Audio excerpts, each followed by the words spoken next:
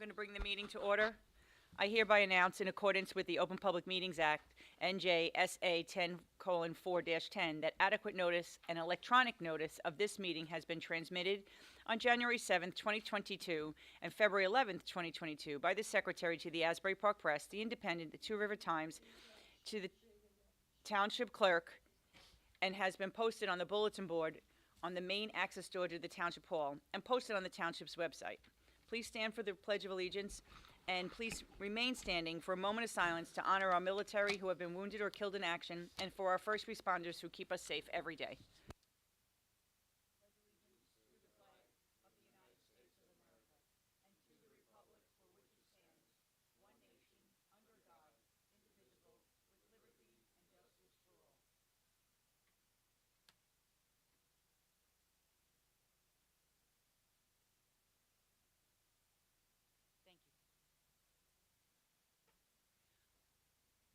Can I have a roll call, please, Bonnie?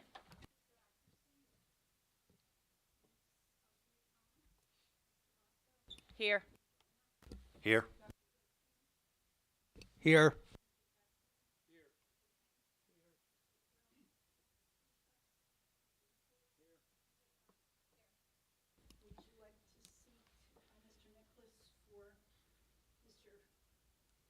Lucarelli?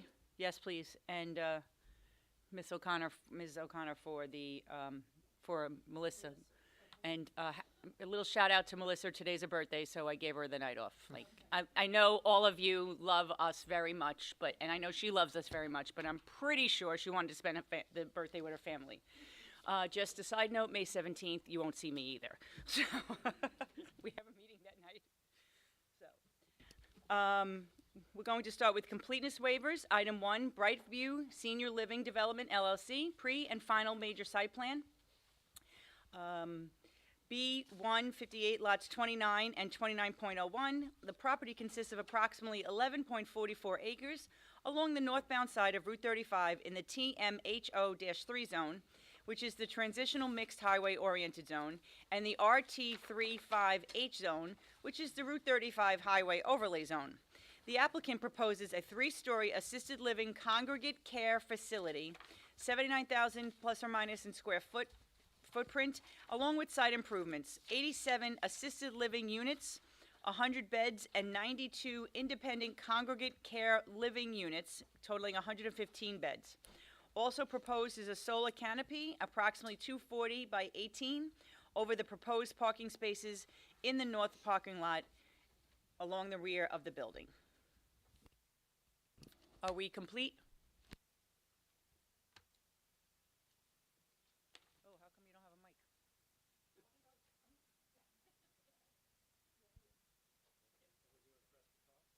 Yes. Thank you, Madam Chair.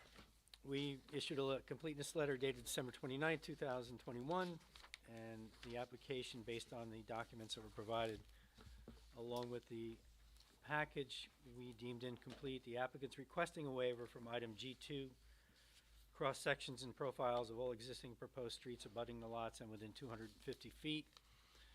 Given the nature of this application, the fact that it's got 700 feet of frontage on Route 35, we would have no objection to the granting of the waiver. Obviously, should the board require that information anytime during the hearing, you have the absolute right to request and receive it. The applicants also indicated that item A6 soil removal permit signed by the township engineer is not applicable and will therefore need to confirm that no soil is indeed being removed from the site. And lastly, we note the applicant is requesting a variance from 38A, which requires in part that the driveway be 100 feet back to the first drive aisle. They're proposing 63.3 feet. But based on our review, the application is incomplete, subject to the board granting that waiver. Thank you. Have anything? Anybody have questions of the, does anyone have questions of the professionals with regard to the waivers and granting a completeness waiver? Can I have a motion to grant the completeness waivers? Bill, can I have a second? Second. Roll call, please. Yes. Yes.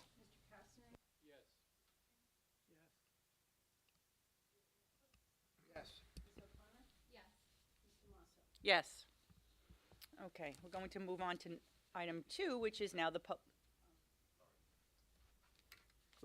public hearing for the Brightview Senior Living Development. So for those of you in the audience, let me just explain to you how the planning board works.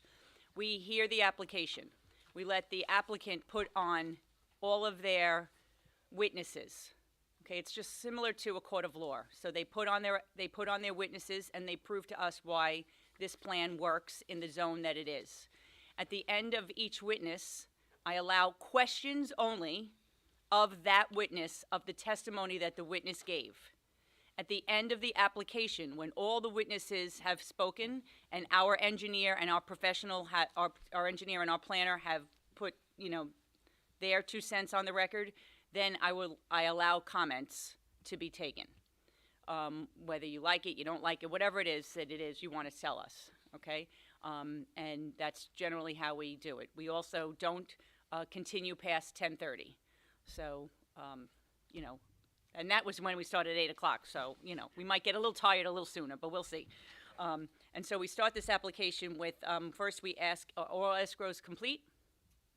Okay.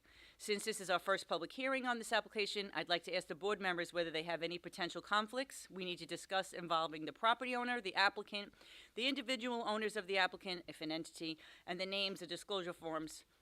Anybody have any conflicts? I have a question that may help me answer that. Alrighty. I'm sure it's from Marty. Yeah, the construction outfit, are they from Baltimore or are they up here?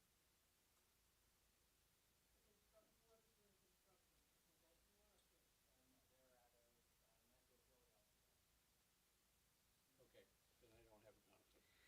And they're not before us anyway, I mean, Yeah, so I understand. I think you're one remove. But it's a familial relation. Okay. Oh, that's- okay. then, okay, that's important. Okay.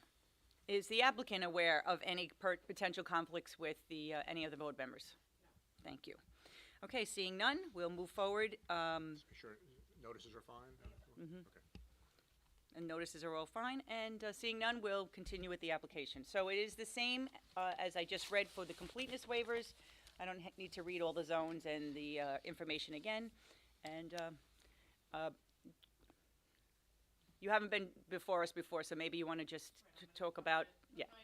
Put your credentials on the record, please, and, Okay, so good evening, everybody. yeah, that's all right. Jennifer Crimso from the law I firm like her to do it. Crimso, Grimm and Aaron, here on behalf of the applicant before you tonight. because there's a lot of new people in the audience. For the record, I'm not testifying, I'm actually the attorney handling it, but to answer the question, yes, I do have a JD, I am licensed practice law in the state of New Jersey. We have a lot of new people in the audience, so I just want to make sure everybody knows who, for lack of a better term, who the players are. And that's exactly what I'm gonna do. So Thank you. first, I'm gonna share with you the order we're gonna go in and who we have, Okay. because there may be questions, and I wanna make sure that you direct them to the right person. Now, typically, and my hair is much grayer than it appears, and I'm stressed, I should get an award for that, I've been doing this a long time. Typically, we start with the site engineer, we then go to the architect, then traffic, and then a planner if there's any type of significant variances. However, because I know that a lot of the questions from the public, and probably from the board, having done this a few times for this particular applicant as well as other similar applicants, is how's the site gonna operate? How many employees are there gonna be? Who are you? Who are you servicing? What are you doing? So I'm gonna go a little bit out of order, and I'm gonna ask you to indulge me. I'm gonna start with David Holland, who's the principal of the entity that is before you. As you're gonna hear him go through this, he lives, eats, and breathes this use, and has every answer there is to who they are, what they do, and who they do it for. After you have that in context, I'm then going to introduce the site engineer. She's gonna talk about the existing site, what we're proposing to do, where we conform with the ordinance, and in the one instance where we don't, why. And then I'm gonna introduce the architect. He's gonna go through the, can you not hear me? I'm sorry. Yeah, the problem is, can you just make her, can you make Ms. Krimko's mic permanent on? Yeah, thank you. Got it. Yep. Thank you. Thank you, Zach, I'm sorry. So we're then going to go through the architectural, which is obviously the exterior, and as you're going to see from the beautiful pictures we have for you, how residential it is in nature. It does conform to all of the requirements in your ordinance, save for the length of the driveway, as you're going to hear through the testimony. I also have a traffic engineer here. Again, I don't need to put him on. necessarily, but we did submit a traffic report if there are any questions for him.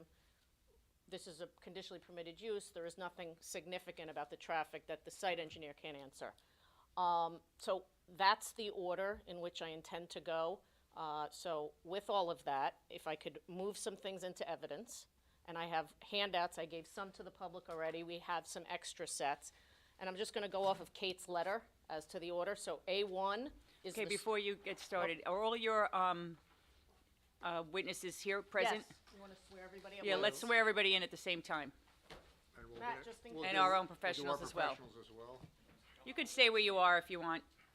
So everybody just raise your right hand. Does everybody swear to tell the whole truth, nothing but the truth, so help you God? I do. And for the record, I'll note that all the applicant's witnesses and the board's witnesses were sworn in. And when they come up, one at a time, they can do their We'll CV introduce at the them, put time. their qualifications on. Okay, so A1 is the survey, revised through 7/27/21. And I'm gonna go through quickly for everything that's on file, and then I have some handouts for that which isn't. A2 is the preliminary and final site plan dated 10/21/21. A3 is the fiscal and socioeconomic impact report dated 10/6/21. A4 is the statement of operations and energy savings and cost reduction dated October 2021. A5 is the traffic impact study dated 10/6/21. A6 is the environmental impact statement dated October 21. A7 are the overall elevations dated 9/24/21. And A8 are the floor block plans dated 9/28/21. With regard to additional exhibits, and I'm just gonna go through them and then I'll hand them out to the board to take one and pass it down, and we do have extras for the public as well. What'd I leave off? A8. So A9 is just an aerial photograph of the subject site with the zoning overlaid and the 200-foot list. A10 is a color rendered site exhibit. And then A11, in the event we use it, is an overlay of the color rendered site exhibit on top of the aerial that I previously discussed. So if it's okay with the board, to save some time, if I could ask you each to take one. We are gonna have it on the board here. This was more for the public than anyone else. Thank but you. Just so you have it.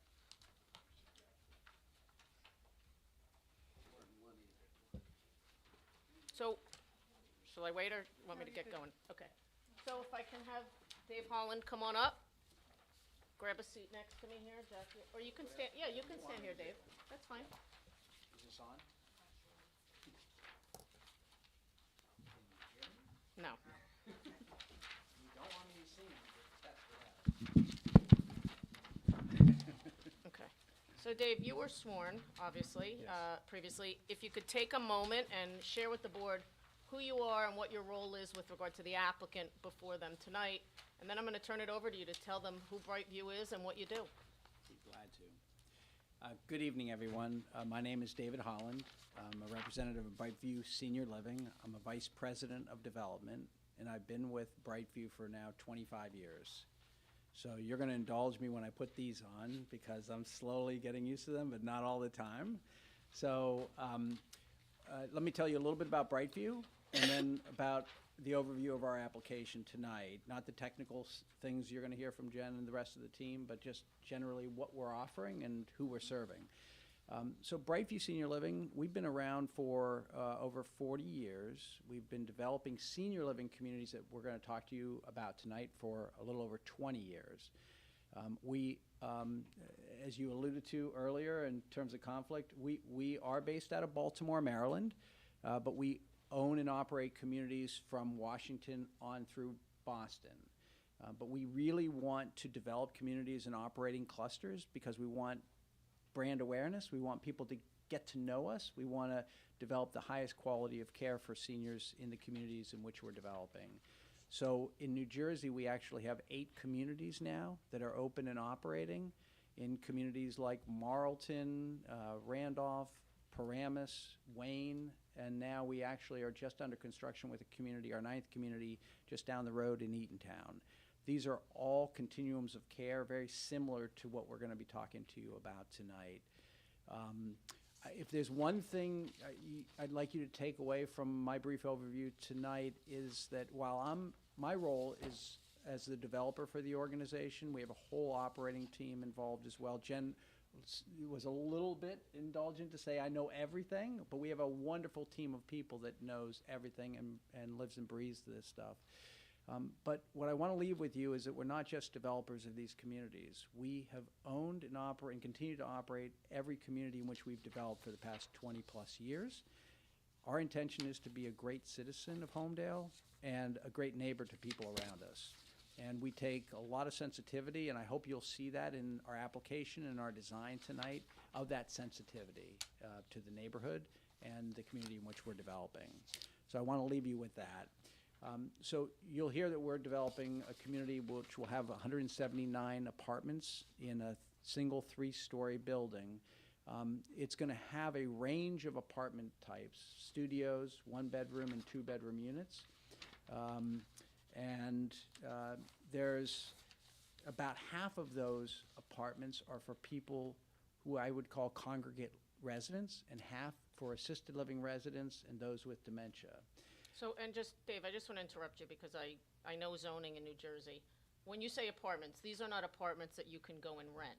These are assisted living units and congregate care units. You call them apartments for the purpose of your Marketing. right, and for Yep. the people who live there, but this is an institutional use of sorts in that you can't rent the real estate, you have to buy into the program in its entirety. Yeah.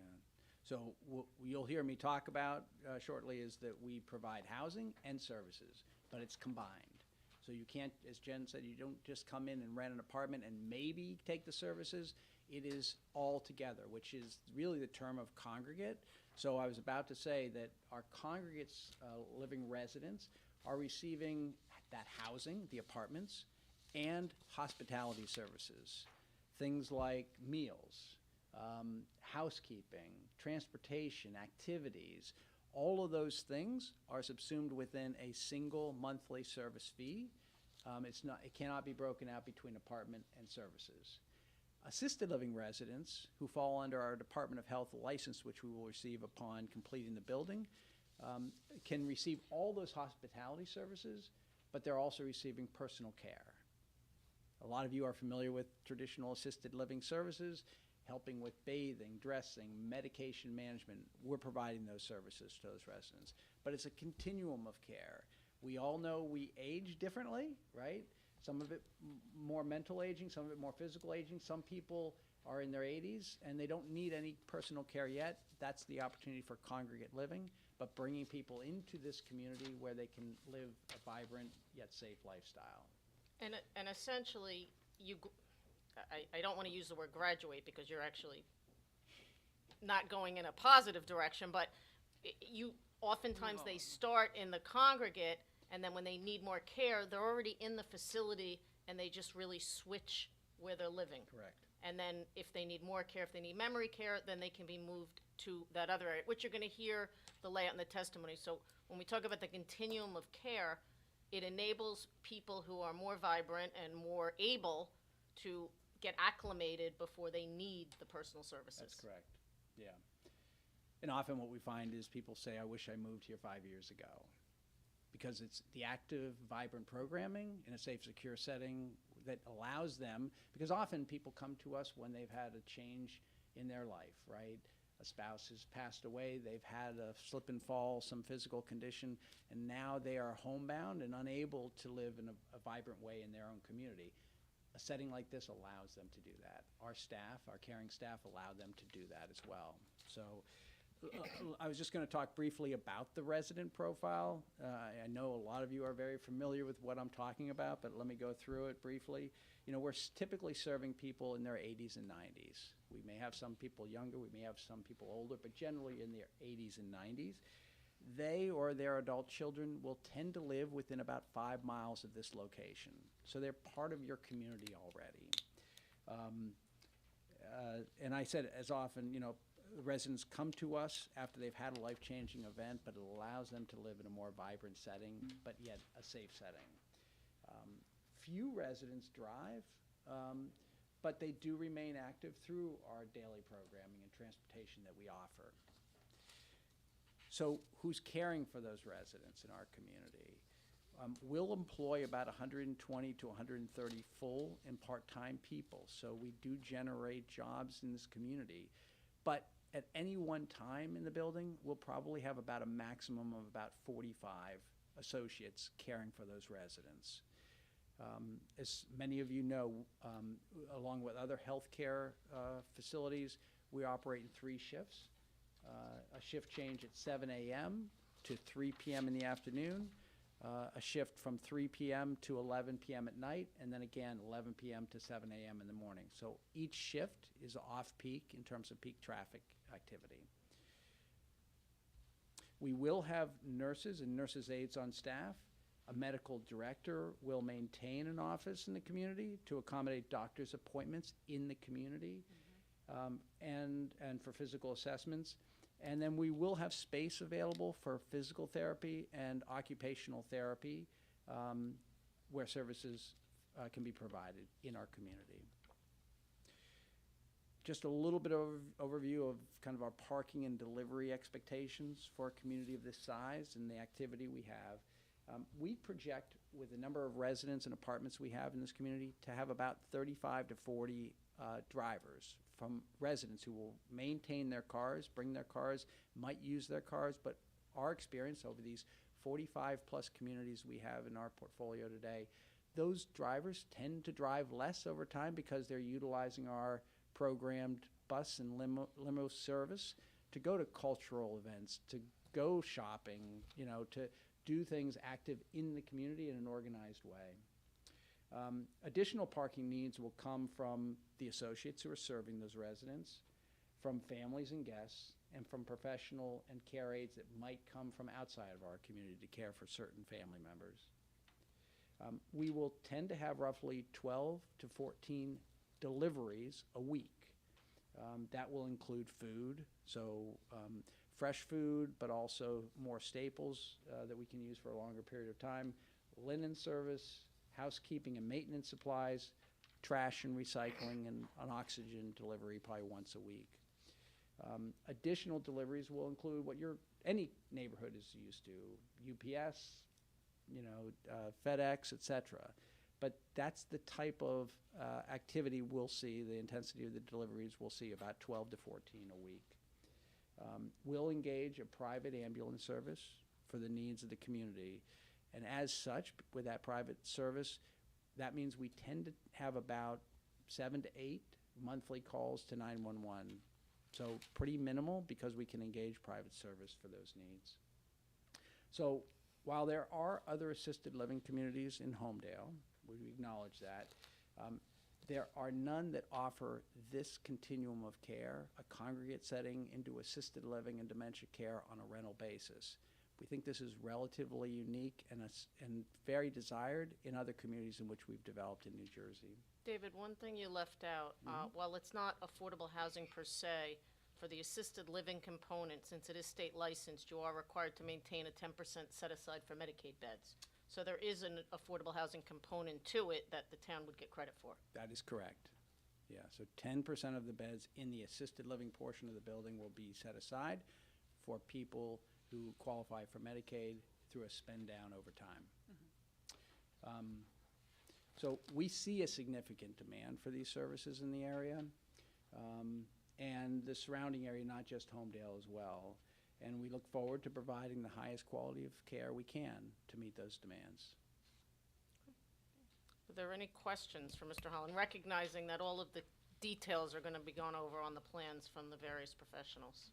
I think you're a for-profit, not a non-profit. That's correct, we are. Any other questions? That's why we can make the building so beautiful. Do you think it'll be Just press- challenged in the labor pool for that facility? Is it, Are your pay scales pretty Yeah. much on par with what's out there Yeah. already, or do you think you'll be able to? yeah, so a nod to what every industry is going through, especially healthcare. These are challenging times to find healthcare workers to serve our residents. Since you asked that question, it gives me the opportunity to say something we're very proud of at Brightview. For 3 years running, we have been acknowledged in Fortune magazine as the #1 senior living provider throughout the country. We do that because we have a significant focus on how we treat our associates. We say we're a great place to work first, so that we can be a great place to live for our residents. So I hope that gives you some context of the dedication we have. Yes, very much so. Anyone else? Okay. Thank you, Mr. Holland. Okay, thank you. Thank you.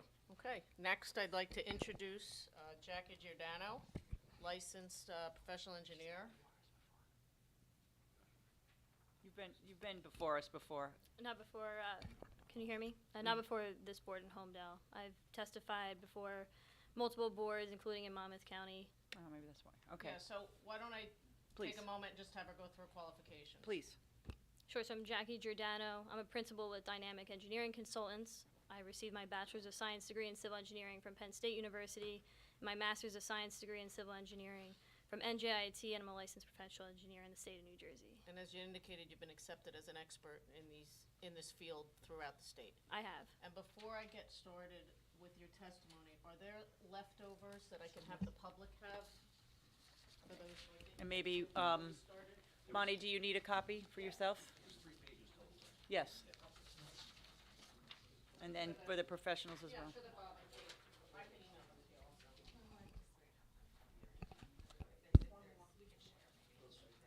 All right, if maybe put them behind you so the public can, she's gonna, that's why we printed so many. Okay, sorry about that. Do you wanna, or you rather sit? I'm good here unless you want me to direct to the, It's okay. Okay, so since Jackie is the expert here and since she designed the site, I'm going to turn it over to her to give you some context of where the site's located, what the zoning is, and most importantly, what we're proposing to do. certainly. So first, I do want to draw the attention to Exhibit A9. That's that aerial map exhibit. So for the public's edification, this is this. Correct. It should be entitled Aerial Map Exhibit in the bottom right-hand corner. Madam Chair, is it okay if I turn this a little so the public can Sure. see it as well? Since everybody has It might be better, unless you need your notes, if you need to point to stuff for the public's. you know. So for those of you that have the paper, this is the one you're looking at if you want to look down, or you can look up at the, I can play Donna. Go ahead. So Jennifer, that's A9 on the large scale, is that? Yes. Okay, so we should mark that as A9 too. Yeah, you're and gonna- that's why I printed the small one, so Bonnie they're doesn't gonna have to keep- have the they're gonna giant keep- one in her office. She's gonna keep it, I think, though. yeah, thank you, Jackie.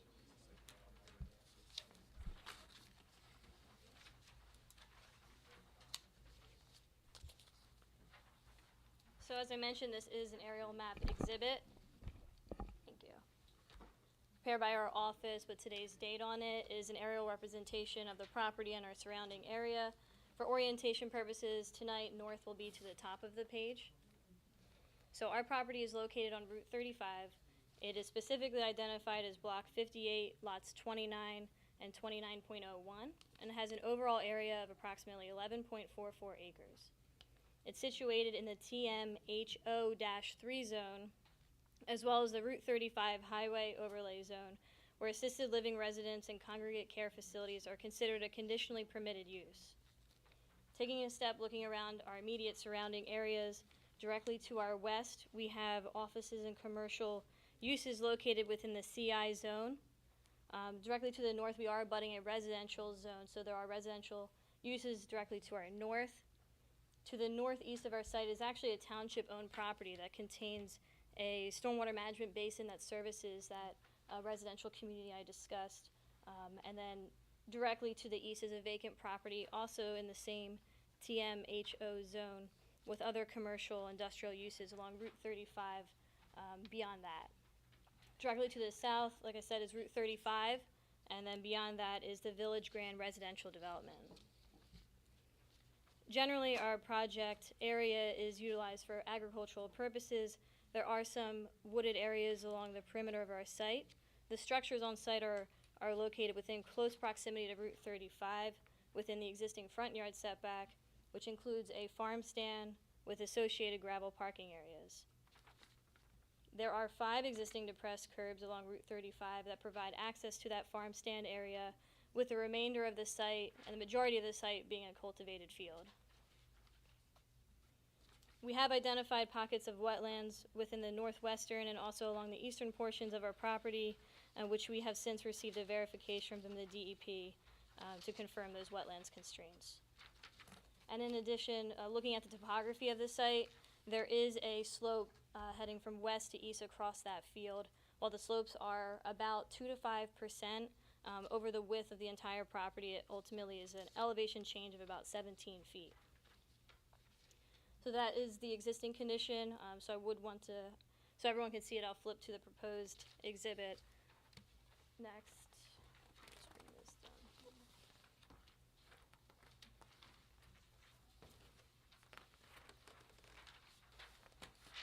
This is the Granada Farm, right? So this is exhibit A10. It should be noted on the bottom right site plan rendering.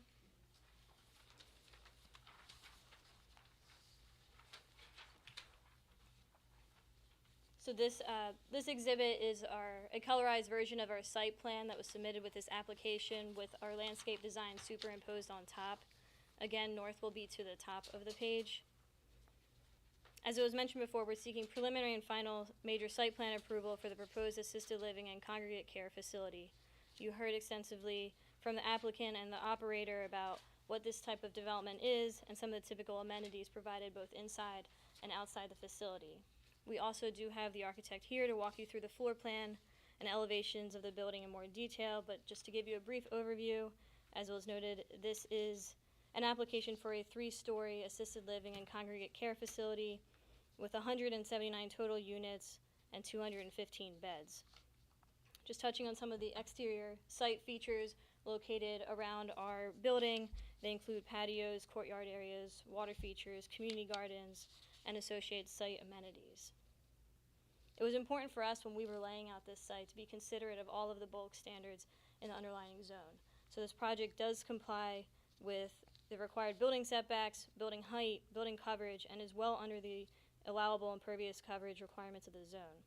It's also important to note that we are fully compliant with the conditional use requirements of the overlay zone. Additionally, it was important for us to limit our disturbance to any of the wooded areas and the undeveloped portions of our site. So we are proposing to minimize as much as possible disturbance to the existing wooded areas around the perimeter, as well as the wetlands located in the northeast corner of our site.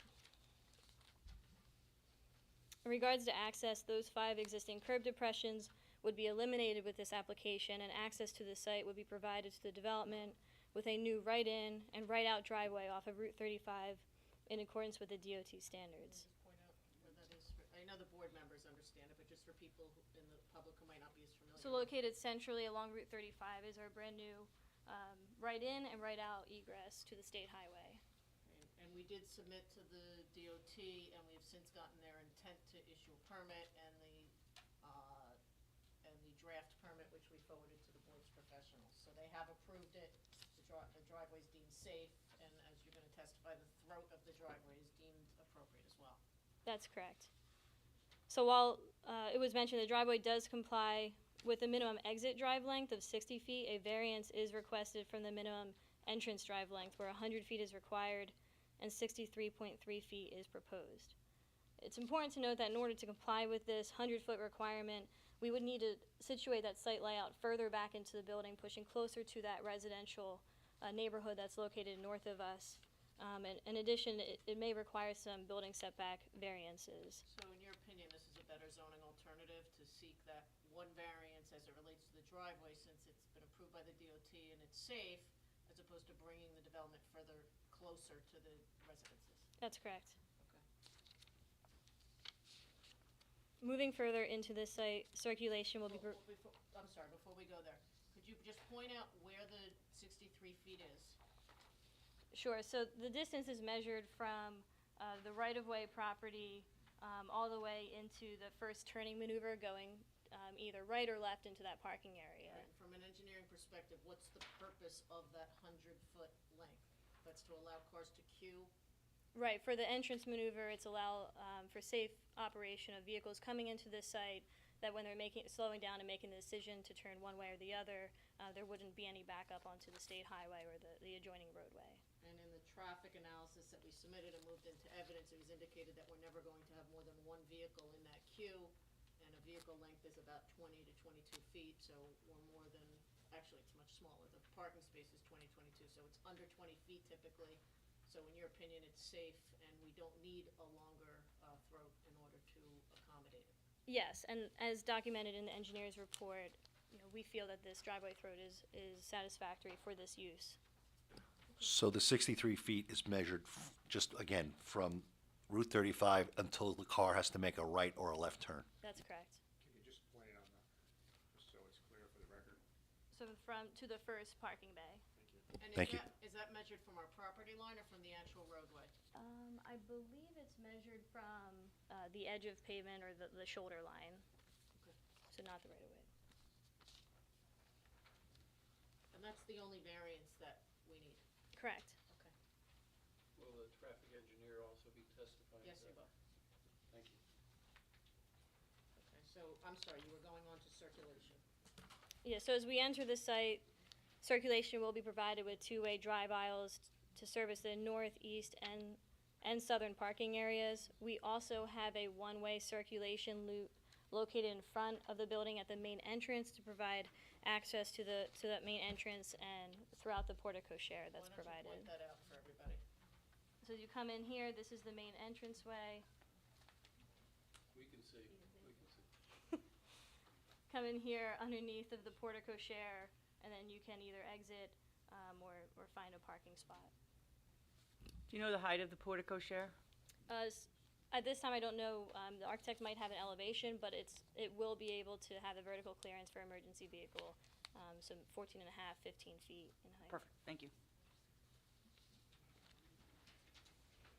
In addition to that, we are also providing a grass paver fire lane along that western side of the building. So you can see here it's in a lighter shade of green along the page left, the western side of the building.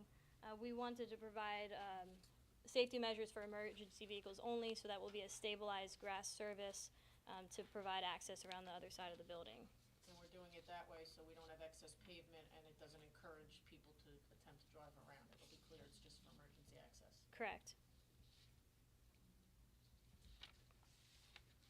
Per the ordinance, the proposed development also complies with the parking and the loading requirements. For assisted living units, a half a space is required for each bed, and for congregate care units, 1 space is required per unit. Based off of our breakdown, 142 parking spaces would be required, and 142 parking spaces are being provided. Pedestrian sidewalks, you can see located in the tan color throughout our development, are provided in ADA accessible routes throughout the site, providing access to the parking areas in accordance with ADA standards. Additional sidewalks and pathways are provided throughout the landscaped and courtyard areas for the residents. The loading and trash pickup is located in the rear of the site. Just more on the western side, you can see a small tan, that is our refuse enclosure, that tan rectangle. And just adjacent to it, that asphalt pavement is a loading area. We're providing turnaround space for the largest vehicle that we anticipate to get in and out of that space as necessary. That loading space will comply with the ordinance requirements. Specifically, vertical clearance would be available. There would be no encroachments overhanging the loading area. Further, on the trash, refuse, recycling, this facility will include compactor units for both the trash and recycling. The applicant will be providing specifications based off their needs and experiences with other facilities of this size to ensure that there's adequate capacity for those uses. Just to touch on the grading design, we ensure that the project is designed in accordance with ADA regulations, and it's important for us to maintain existing drainage patterns and good design with parking areas using minimal slopes. As I did note before, there is some topographic relief to the site, so in order to accommodate same, the project will require soil import for the project and the construction of a retaining wall on the eastern side of the site. So just page right of the eastern parking lot, there is a retaining wall situated adjacent to our stormwater basin. And that retaining wall, will be at the edge of the parking lot, but will also be essentially one side of the basin. That's correct. Okay, and there was a recommendation that we extend the guide rail across that instead of a decorative fence, and we'll agree to that. Absolutely. And I can just stipulate now, there's nothing in Bob's letter that we can't agree to, so we're Okay. gonna comply with the entirety of Bob's letter. Thank you. You can go home. Further on the drainage design, this project is considered a major development, so has been designed in accordance with the township stormwater code as well as the state stormwater rules incorporating green infrastructure techniques. As an overview, the project will consist of a stormwater conveyance system throughout the site to collect stormwater runoff and discharge to one of two small-scale bioretention basins. One of our bioretention basins is located along the north of the parking lot, and then we have a smaller bioretention basin on the southeast corner, located right here. Those basins will have under drains. In addition to that, we do have a third constructed wetland system type stormwater basin, which would convey stormwater runoff from our building. That also would ultimately be discharging to the existing wetland system located at the northeast corner of our site as it does today. And I think, Jackie, importantly for the public, we're not going to we're not allowed to by law, but I just want to put it on the record. When she's done, I'll take questions. When she's done, I'll take questions. Go ahead, Jackie. The amount of runoff and the speed in which it's going, despite the fact that we're developing the site, it's going to be retained on site, and there'll be no impact to the surrounding neighbors from a drainage perspective. Correct. Okay. It's also important to note that our stormwater management design will be reviewed and approved by both the NJDEP and the NJDOT. In regards to the utilities, electric, gas, and water service connections are available to service this building from the immediate Route 35 right-of-way. In regards to the sanitary sewer service, we are proposing to extend to the public system that's located north of us within Bayberry Drive with a sanitary sewer extension through that township property located on our adjacent northeast corner. And the town has signed off on that because it's part of our DEP application. We needed to get Sharon's signature on it since it was going over the municipal property, which we got. Correct. And obviously, we would be receiving all the necessary review and approval from the local and the state sanitary sewer authorities. In addition to that, as it was mentioned before, we do have a solar canopy that is proposed in the rear parking area. Let me interrupt you for 1 second. The plans that you originally had also showed a solar field in the front, which we eliminated from the plan, which is why we're not talking about it. It would have needed variance relief, and it was undefined, and we could tell from the planners and engineers letter that they were not entirely comfortable with it. So we scrapped that altogether, which is why we're not talking about it. So the solar Okay. canopy, and in the future, this applicant may make application to put solar panels on the roof. That is not part of the design, but they'll go through whatever permitting process there is at that time. So, sorry, so the why don't you point out where the solar canopy is? In that northernmost bay, you see a tan rectangle. It's a little transparent. It's situated on top of a row of 25 parking spaces. And when you say a solar canopy, you basically mean, so if you think about when you park at the airport, or sometimes you park under a covered area. Some of the gentlemen in the back are having a problem hearing you, Jen. Wow, you don't hear that often. Sorry, at an airport where sometimes it's covered parking, it's basically just a covered parking structure, and it'll have solar panels on top of it. So it'll have a dual use. It'll provide shielded parking, and it'll have solar panels on top. It's that simple, right? Correct. Yeah, we don't have design details at this time, but just like you're speaking of and you've probably seen before, it'd probably be about 14 and a half, that same 15-foot clearance for the vehicles to be underneath, provides both shade and rain cover, but also would be used for solar use. An example close by would be the Aberdeen Municipal Complex. I don't know if there's, I've been there. right. That's great. And it's not a specifically listed accessory use in this zone, while it is in some other zones, but in your professional opinion, is it an applied accessory use? Is it something that is often utilized with a project of this size? Yes, absolutely. And I think even as we just noted, that solar component is a utility service incidental to our principal use here. And then the canopy is, structure situated over top of our parking area. Excuse me, why wasn't the proposed canopy also included on the eastern part of the parking lot? You eliminated the potential solar field in the western part of it. Why, just for my own knowledge, why didn't you propose a canopy over the eastern part of the parking lot? Based on communicating with the applicant and their needs as far as solar and what they were investigating, and what parking spaces they wanted to utilize and provide that shade, and also being mindful of the layout and the aesthetic of the site, that we wanted to focus the canopy in the rear of the building, and those parking spaces That wouldn't be visible from Are- 35. wouldn't be visible from 35, and we also have residents in our building too, so positioning it right below, in front of the building, it made more sense for us to position it on the farther parking bay. Thank you. I had a question about the parking spaces. You mentioned 142 parking spaces with the half for the assisted and one for each congregate living. Do you also have an additional 45 for the workers who will be on site? I believe the township standard incorporates that in the parking rate, Correct. the number of staff.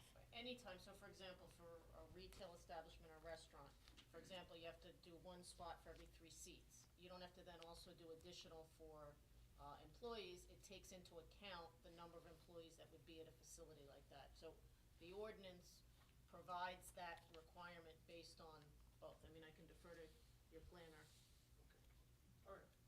Okay. So, In the Just press the your, yeah, parking spots, Bill, press your thing. the parking spots underneath the canopy, are those for the residents who have cars? I don't know that it's been decided who will get those parking spots. I'm not sure.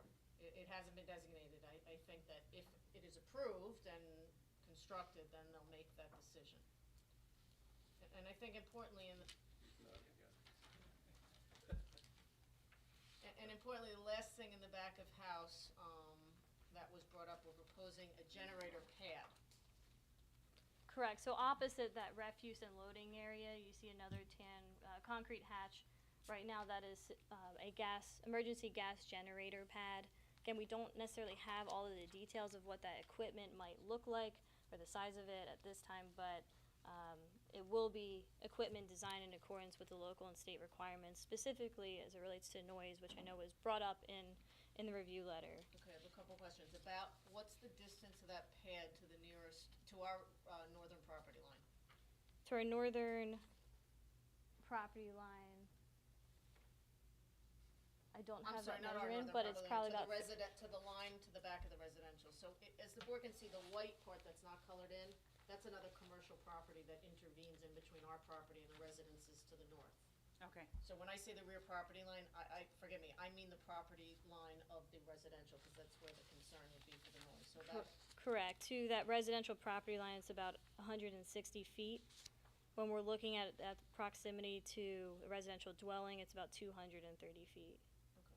so if the board planner or the board were to recommend that we put noise attenuating fencing around it, even though we're leaving a lot of the landscaping, that'd be something we'd be amenable to.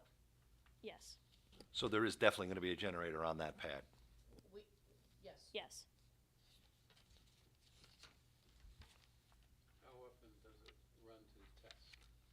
I believe it's monthly, once a week? Once a month. Once a month for 30 minutes. And the testing of that can be coordinated at, the best time possible. I mean, we do have residents on the property as well that they want to be mindful of, as well as the surrounding community. They're like us, we can't hear. Right. What I think what's important to note is that the generator's closer to our residents than it is to anybody else. So we're gonna be very mindful as to how that is, how that's operated. I think that's a good segue into the landscaping and buffering to the residences to the north. Sure. So as I did note previously, it was important to preserve existing woodlands around the perimeter of the site, but specifically the woodlands to the north so that we could maintain that existing buffer to the residential zone. While the layout does meet and exceed that 100-foot residential buffer requirement, we've further enhanced that with significant plantings along the bioretention basin to the north. The landscaping was designed to comply with the planting requirements of the township ordinance. However, as requested by the engineer, we can certainly add an additional row of evergreen trees along that northern parking bay, just outside of where that canopy is situated. Further extensive landscape design is provided throughout the residential amenity space around the building, and we're providing screen plantings around all the utility areas. That landscaping would certainly be irrigated with the proposed water services as well. And And the architect can speak a little more about the amenity space, because as you can see, there's one area of amenity space that's completely enclosed, and that's contextual, that's in the memory care section. So as we go through the floor plans, he can point out what the various amenity spaces are. I have a quick question about the landscaping. Sorry. I think, Bob, in one of your notes, you want them to remove a Douglas fir and a white pine. Just why is that? What type of evergreen do you suggest? I will tell you that I have our landscape architects do that portion of the review. They speak Latin, and I don't. So when they make a comment like that, I just say, okay. It's probably got something to do with the canopy and the way it shades, or the type of soil it does better in.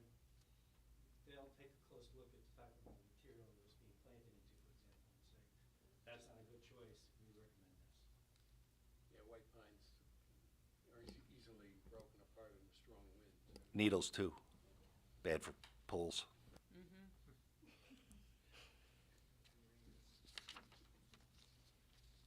And rain gardens, right. And just to note, as you can see on this plan, the stormwater basins will be mindfully planted in accordance with the state stormwater rules. Per review of the engineer's letter, we can further provide additional information in compliance with the standards for woodland retention, preservation, and mitigation as required by ordinance as well. And also, I just think you skipped, our landscaping will be irrigated. Yes.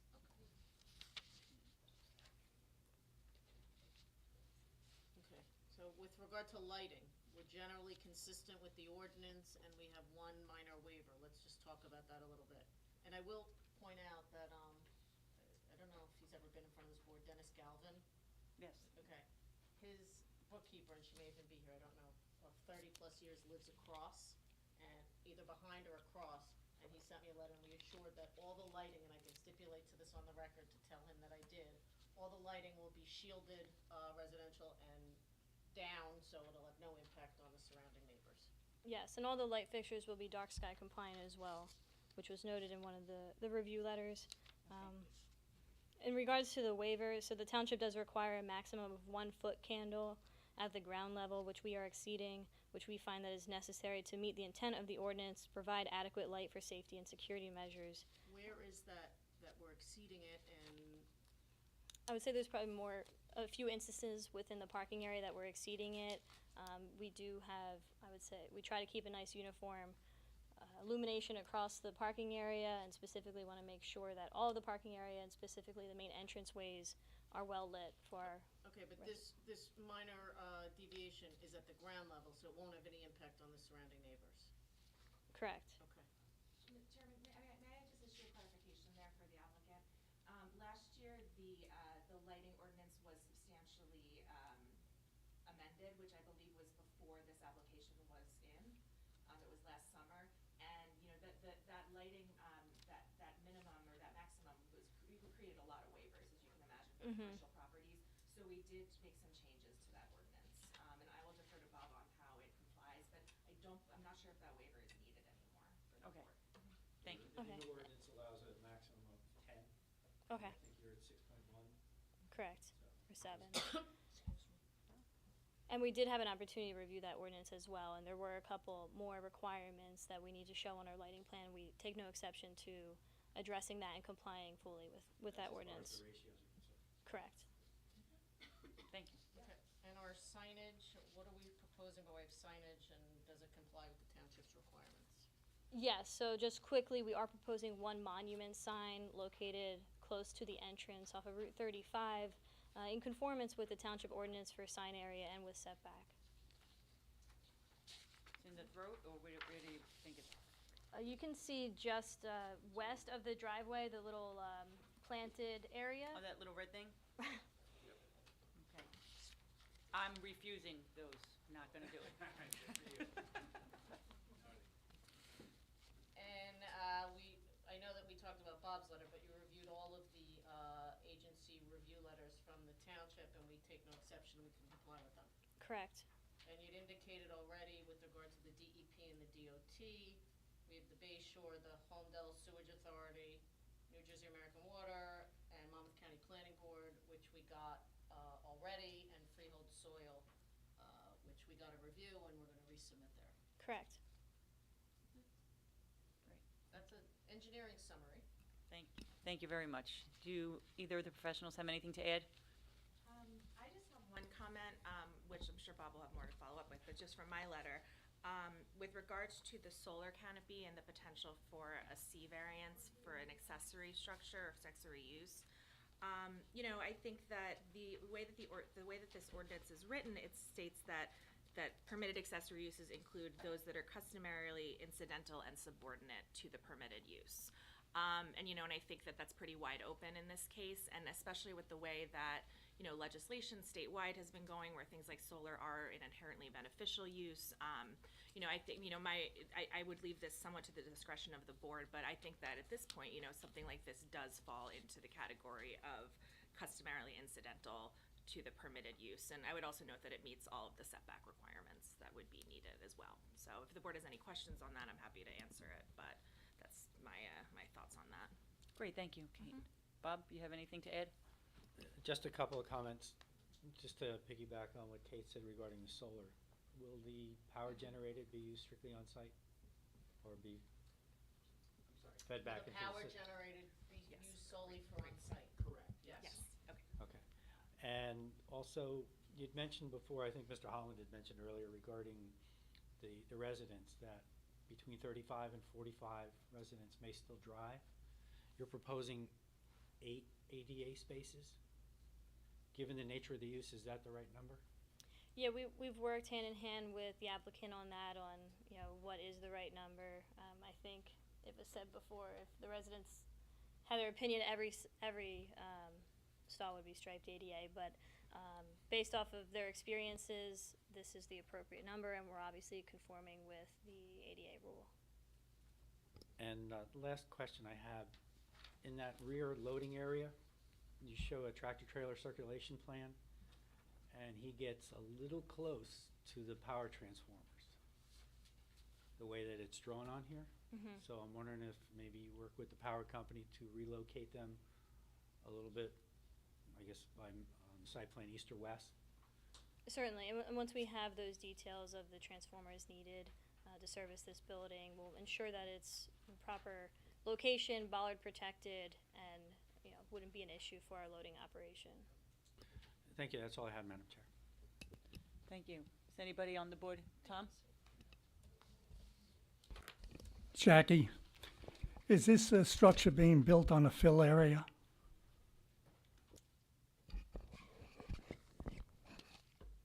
As far as the net, needing to have soil import for the project? Do you mean contaminated fill, or do you mean we're bringing in fill? Are you going to bring in fill? Yes. Build on this structure? Yes, It's coming from the north side. Yes. correct.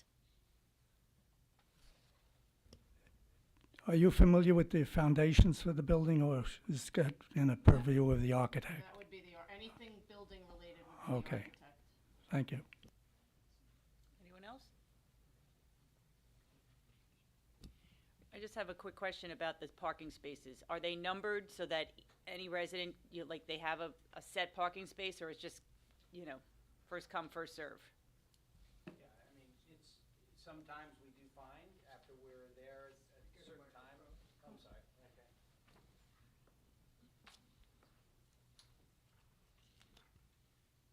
There are some communities where we do number spaces. Okay. What we try and do, once residents start to move in, is we get a feel for what is most efficient for the residents and their use of the community. Okay, and but residents you come in and out the front door, there's no side doors, There are some of the apartments on the first floor will have an ability to walk in through a patio entrance directly into their apartments. okay, There will be entrances through the I know the architect will spend some time, but the courtyard setting at the rear of the community, so we will have other access points, but a majority of activity is happening, yeah, at the front of the community. Okay, Okay, thank you. sure. At this time, I'll take questions from the residents and the folks in the audience. If you have a question, please raise your hand. I'll call on you. Please come up to the microphone. State your name and your address for the record. Please spell your name so that we have it correct on the record. Go ahead, ma'am.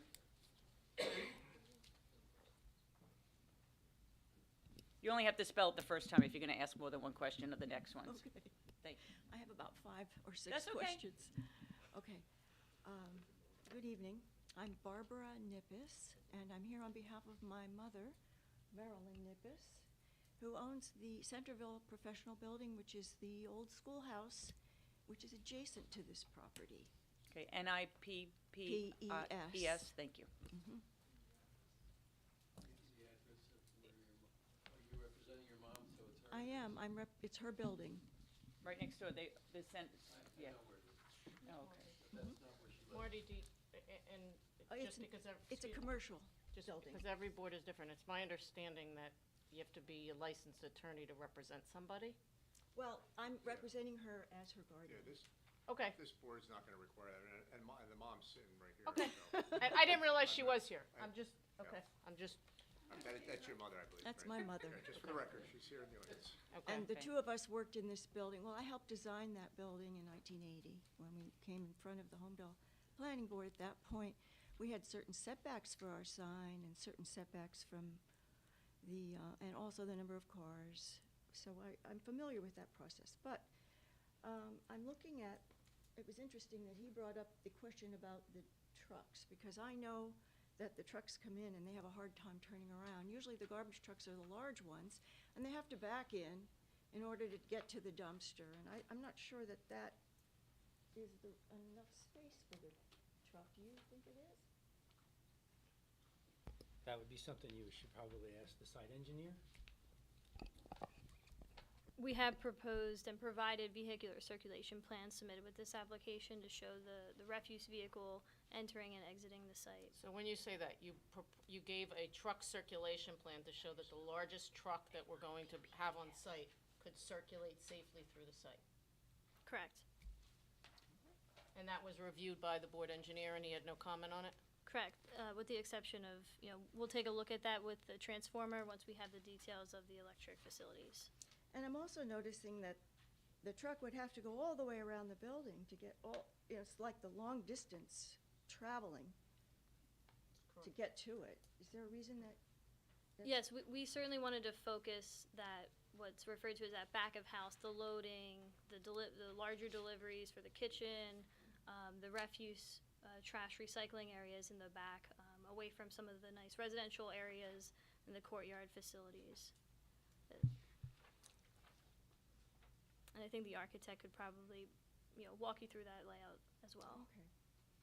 The next question I have is, I didn't see that you mentioned where the sewer was going to be added on the lot. You didn't mention anything about the sewer, did you? Yes, she did. She did actually, that it was gonna connect through a township easement property. Why don't you go ahead and point it out for her? Could you explain that to me exactly where, is it going to be connected to the Holmdel sewer? Correct, yes. Okay. Yeah, so the nearest public sewer is actually located in Bayberry Drive. So you're going to cut through the backyard of a home? No, This is actually a township property here, so we're proposing a sanitary sewer extension and connecting within the Bayberry Drive right of way. On the street? Okay, back 10 years ago when they were rezoning this section of land, I testified in front of the committee that we don't have a sewer at our building. And we've been landlocked because Union Avenue is the Hazlitt property line. So the building on the corner, the Is there Misco gonna come to a building. question? This portion is for questions, so if you have a Yes. comment, then we could wait But till I the end. can't ask the question if I don't explain Oh, why I'm okay. asking the question. All right, go ahead then, I'm sorry. So the Misco property on the corner uses the Hazlitt sewer. They're connected to the Hazlitt sewer. Hazlet and Holmdel are all part of the Bayshore Regional Sewage Authority, so it's the same system, Has it always been that way? always. Okay. So our option was to cut across the Misco parking lot to reach Union Avenue, or to require that any development on the other side of the highway adjacent to us would allow us to participate in connecting to the sewer through the sewer that they put in. Otherwise, we'll be landlocked and we'll be with a septic system forever. Madam Chair, is there a question for my witness?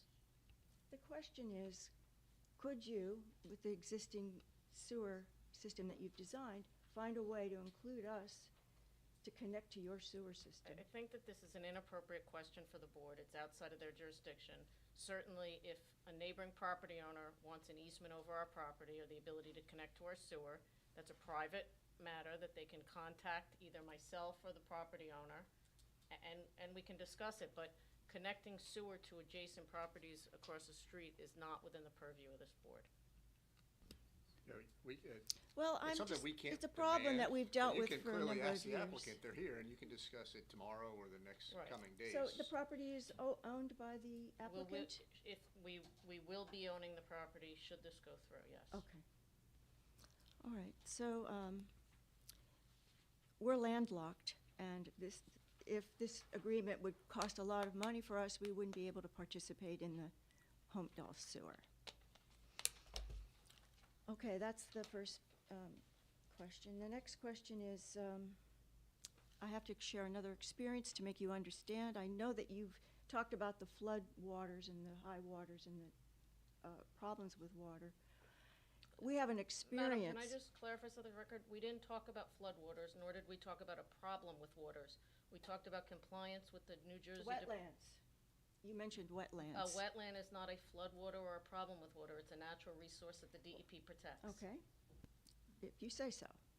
No, that's what it is, No, ma'am. but that- So, Okay. what is your question? Just go to the question. We will probably very much understand the question even without the story behind it. If we need more clarification, During Hurricane Irene, which was approximately 1 year before Hurricane Sandy, I was stranded in the Centerville building because the Highway 35 to the north flooded, Highway 35 to the south I'm flooded. very aware of that. I'm actually a Were first you? responder as well. So, if you could just get to your question, that would be great. Well, maybe none of the other people aren't aware.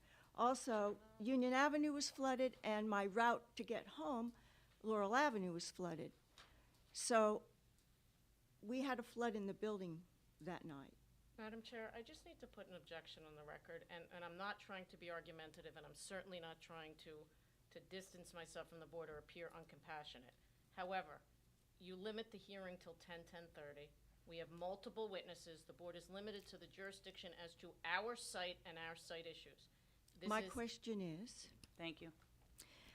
how will you build so much pavement and architecture on this farmland which previously absorbed water, which prevented us from flooding? How will you prevent our property from flooding, especially when you're filling and adding water on land on top to make your building be higher than ours? Okay, let her explain it to you. Sure, and certainly something that we look at with every site plan application, especially when you're increasing impervious coverage. While we're well under the allowable impervious coverage here, I question whether the allowable takes into consideration the situation that we experienced. Sure, so in addition to that, there are very extensive stormwater management rules stipulated by the township that have been amended recently to even be more conservative, in my opinion, and require us to really evaluate the conditions that are happening in the event of like a major design But to answer the storm. question, we're not raising the site, we're leveling the site. We may be raising it somewhat, but it's not as if we're raising the building, which was what was a fact that was stated that isn't the case. We're bringing in fill to level the site in order to be able to construct it. Correct. Okay, and then the So second, by level, you mean even. yeah, Correct. So they're evening out the site. because there's a 17-foot drop, as she'd indicated, in the grading. On the northern side? On the eastern side. On the of the eastern site. side, our side. But again, to go to the next step, there's not gonna be any greater concentration of runoff or any quicker runoff, because the stormwater management regulations require us to actually retain the water on site and let it leave the site in the same pattern as it currently does, but in a slower manner than it is today, meaning it will drain the drainage will come off the site in a better condition than it does today, and that's New Jersey law, and there's no way around that. Correct. We'll be reducing But it the won't be runoff like rates. farmland. It'll be better than farmland. It will be because better than it will be farmland. Believe it or not, retaining it's better than farmland because they put stuff underneath. There's water, there's drains, they collect it. And we have our professionals as well as their own professionals. And as the attorney stated, we do have DEP regulations and township regulations that must be followed because of that. We're very aware of Irene and Sandy and all the 4,000 and 5,000 year storms. So And I there. think, Ms. I appreciate Nibbs, that you were just- there. I don't know if you heard earlier, because we need DOT approval and because we need DEP approval, aside from our engineer designing it and the township's engineer reviewing it, there's an engineer at the state level at the DEP who reviews our stormwater and at the DOT level. So I there's get it. actually 4 engineers reviewing it and signing off on it to confirm Did that you, we meet did the you state measure the water regulation. table? We've done extensive soils testing throughout the site to evaluate, where seasonal high water exists. As you What mentioned is the before, height of there's- the So water the answer is table? yes. Yes. What is just the go with height of yes the or no. water table? It's pretty shallow. Do you have a number? Less than 2 feet. Less than 2 feet? Okay. Okay, All And was right. that taken into account when you designed your stormwater management? Absolutely. thank you. Okay, next Thank you, Ms. question. Nibbs. If you could Next hurry question, I'll up, hurry try to along, because I hurry. have several other people who have their hand There up. have been people talking, we have a lot of traffic that lines up in front of our building, and they've been talking about widening the road, which would mean taking eminent domain for the 10 feet to add another highway lane for the traffic overflow that's occurring in front of our building. Some evenings, we have to wait a half an hour before the traffic clears before we could get out of our building. Do you have any other egress from your property, or is it only the one egress on Route 35? It's just the one entrance and egress drive. Okay. All right, and I have a question for the architect later. Thank And you. that is, how did he determine? You can ask it later. that- Can you just okay. ask it later? Thank you. Because you might answer it before you even get there. Thank you. Thank you Sir? very much for the You're time. welcome. Hi, my name is Junliang Fu. I'm actually reside on the 30 Bayberry Drive. Just Okay, can right. you spell your name for us? Junliang Fu. F-U is my last name. J-U-N-G-L-I-N-G is my first name. Thank you, okay. sir. Yes. I have several questions. One is you mentioned about there's a noise retention attenuation wall. Where would that be located? Would that be located along the property No, line you- over there? You misunderstood what I'd indicated. Okay. There was a question with regard to just the generator here.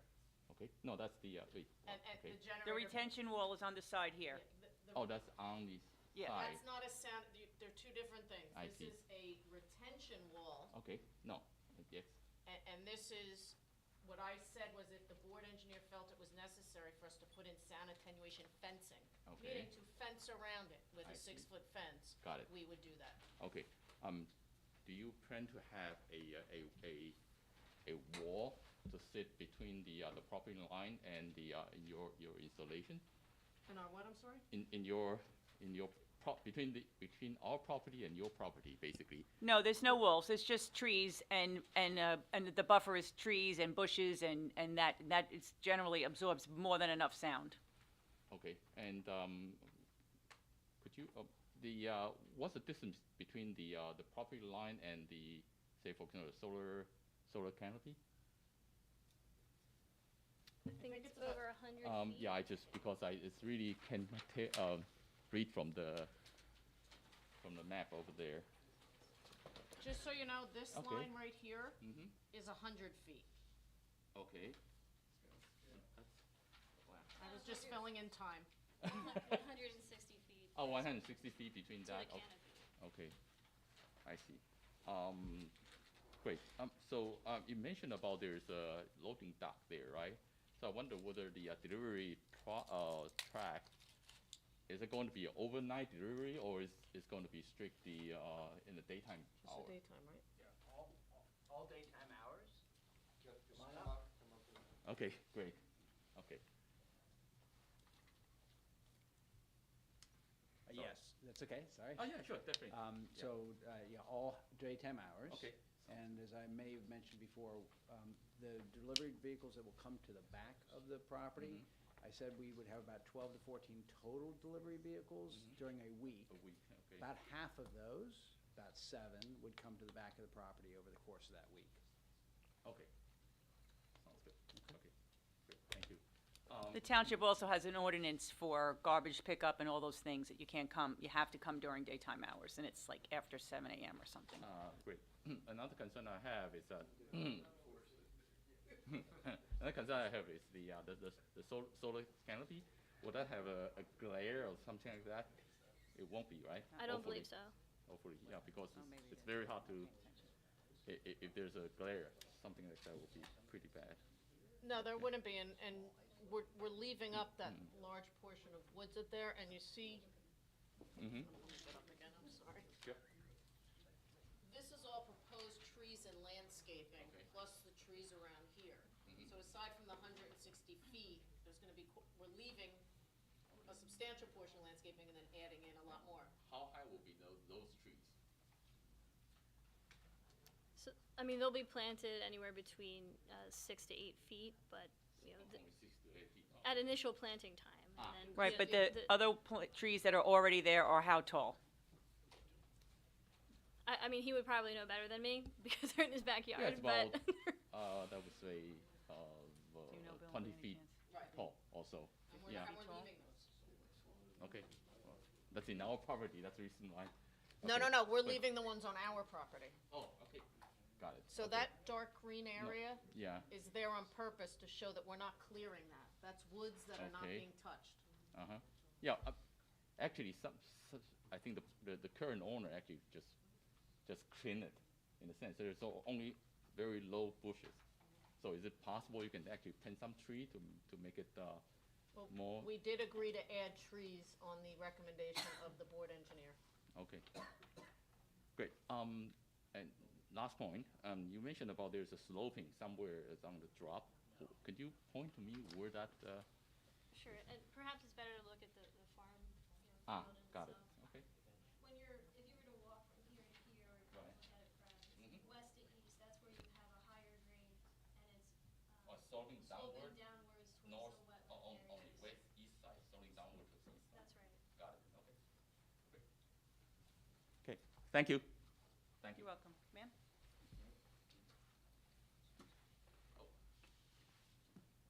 Well, no, I called on this woman, and she can go next. Ma'am, just stay here, so, because she only has the one question. My name is Jennifer Fu. I live in 30 Bayberry Drive. There is an existing wire fence between our property line to your property. What are you going to do with that fence? If it, It's a low fence about this tall. It's is it back here on the property line? all the way. She said that there's a, There's a low fence in between the Why? properties. And since we're not disturbing any of this, we're likely going to not disturb it. It's going Can to you remain. just leave it there? That's Yes. what we're doing, Oh, yes. Thank you. Thank go you. ahead, ma'am. Hello, my name is Marie DeMarco. I live at 40 Bayberry. DE capital M-A-R-C-O? DE, capital M-A-R-C-O, correct. At the far end, my property adjoins the retention basin. On the easement of my property, I'm gonna grab it. Go so you can ahead. Show us.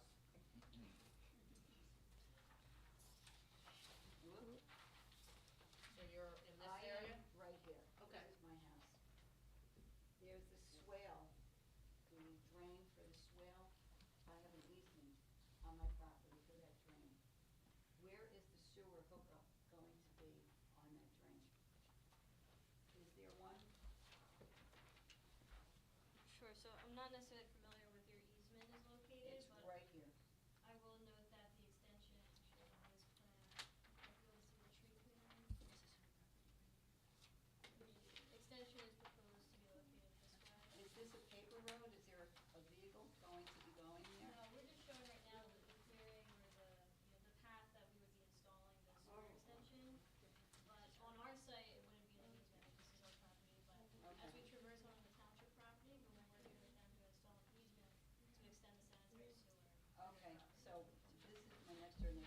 approximately right here. The swale is right here, and this is where the outfall to the basement. yes, to the basement. We're not interfering with that, right, Jackie? You're not gonna tap into that at all? No, no, this is sanitary sewer. This is not I drainage. didn't know if it was going to be anywhere near the retention basin. No, no, no. That's it? Good, thank you.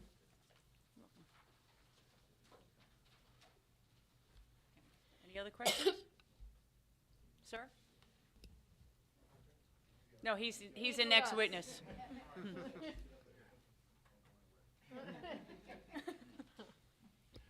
Madam Chair, just one comment. Could you, Jackie, could you add a trash truck turning template to the plan set? Sure. Thank you. Thank you. Go ahead, sir. Hi, Rob Beelen, 26 Bayberry Drive. Can you spell your last name for us, please? Sure, B as in boy, I-E-L-A-N. Thank you. Sure. So I just had a couple questions, because I'm over at 26, so I kind of have a setback. So we identify that this is, from here is the property line, and the fence that Ms. Fu was talking about, to here is 160 feet? Correct. Correct. To Okay. the outside of the. To the canopy. outside of the canopy. No, the top, so it's a little bit more. To here? Yes. Okay, so it's, okay. So just a couple quick questions. All right, you hit on the lighting in the rear, so that was great. The garbage area is here, right? It's right here. Okay, thank you. The sewer tying, I know that we were talking about that, but where are we tying it in exactly? Why don't you put up the other exhibit with our overlay on the aerial? Do you have that on mounted? So on this map here, sir, on this exhibit here, can you see that what looks like a shaved piece that looks like an L at the very top? Here? Yes, that's where the sewer is going to go in and across. Okay. It's right here. This, okay. This is the township's property, so the sewer's gonna connect into the township property here and go to Bayberry there. Okay, will that interfere, because it just brought up a question, but when I was coming up, this area, because this area on a light rain floods, will that have any effect on bringing more flooding into this part? Can we just? Can we put it here? Thank you. I think this was A11. Yeah, no, A11, so just we're put just putting a pipe in the ground there. We're not doing any work out there. We're literally putting a pipe in the ground to connect into the sanitary sewer system on Bayberry. So it won't have any impact So on. it'll have no impact on residential? It's unrelated to Or stormwater. okay. Thank you. All right, to cover the solar panel parking that you were talking about, and I appreciate the trees, the more greenage and trees for absorption and for the coverage to take care of the water. So if this is your parking and now you want to put solar up there, No, no. Basically, this right here? that That is is the the solar. solar. that is going to be the solar, So we situate over there and parking underneath, Yeah. right? So is there a way, because I know you said that you were open to more trees, that we could just cover that area for the residents here? Yes, and that was the exact recommendation that was stipulated in the board engineer's report, which we will certainly be willing to do. Yeah, the biggest issue that I have is, of course, the sound deadening, right?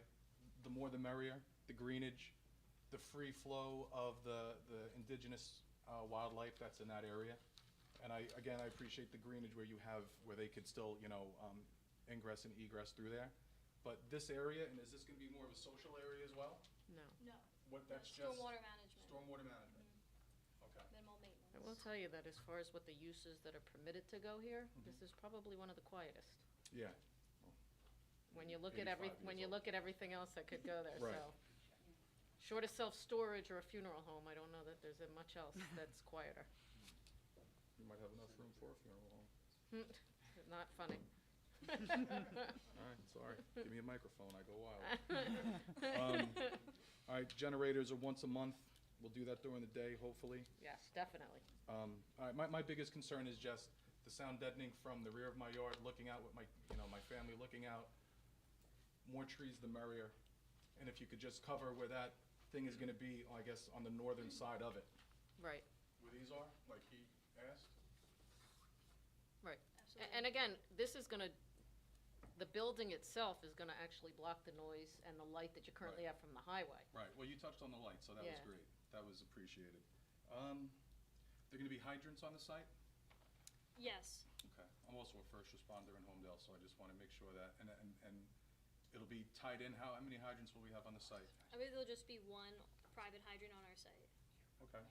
And where will our intake be for the sprinkler system? I don't believe that's been designed at this point, but the architects here, Okay. Mm-hmm. Okay, it's no biggie at this point. What else? And the snow goes through it. And I think that's really it. How long will the project take? If everything goes through, is there an estimated time of how long it'll take to construct? And I'm sure they'll take can into just whisper. consideration all of our ordinances, right? Absolutely. Of work times and weekends off and all that stuff? Or- It will follow all the ordinance requirements, and it's about a 20 to 24-month construction period. Okay, all right. Thank you, board. Thank you, You're everyone. welcome, sir. Thank you. Any other questions? Okay. Just one point, Madam Chair, the township fire official did request another hydrant be added in the back of the building. yes. Sir?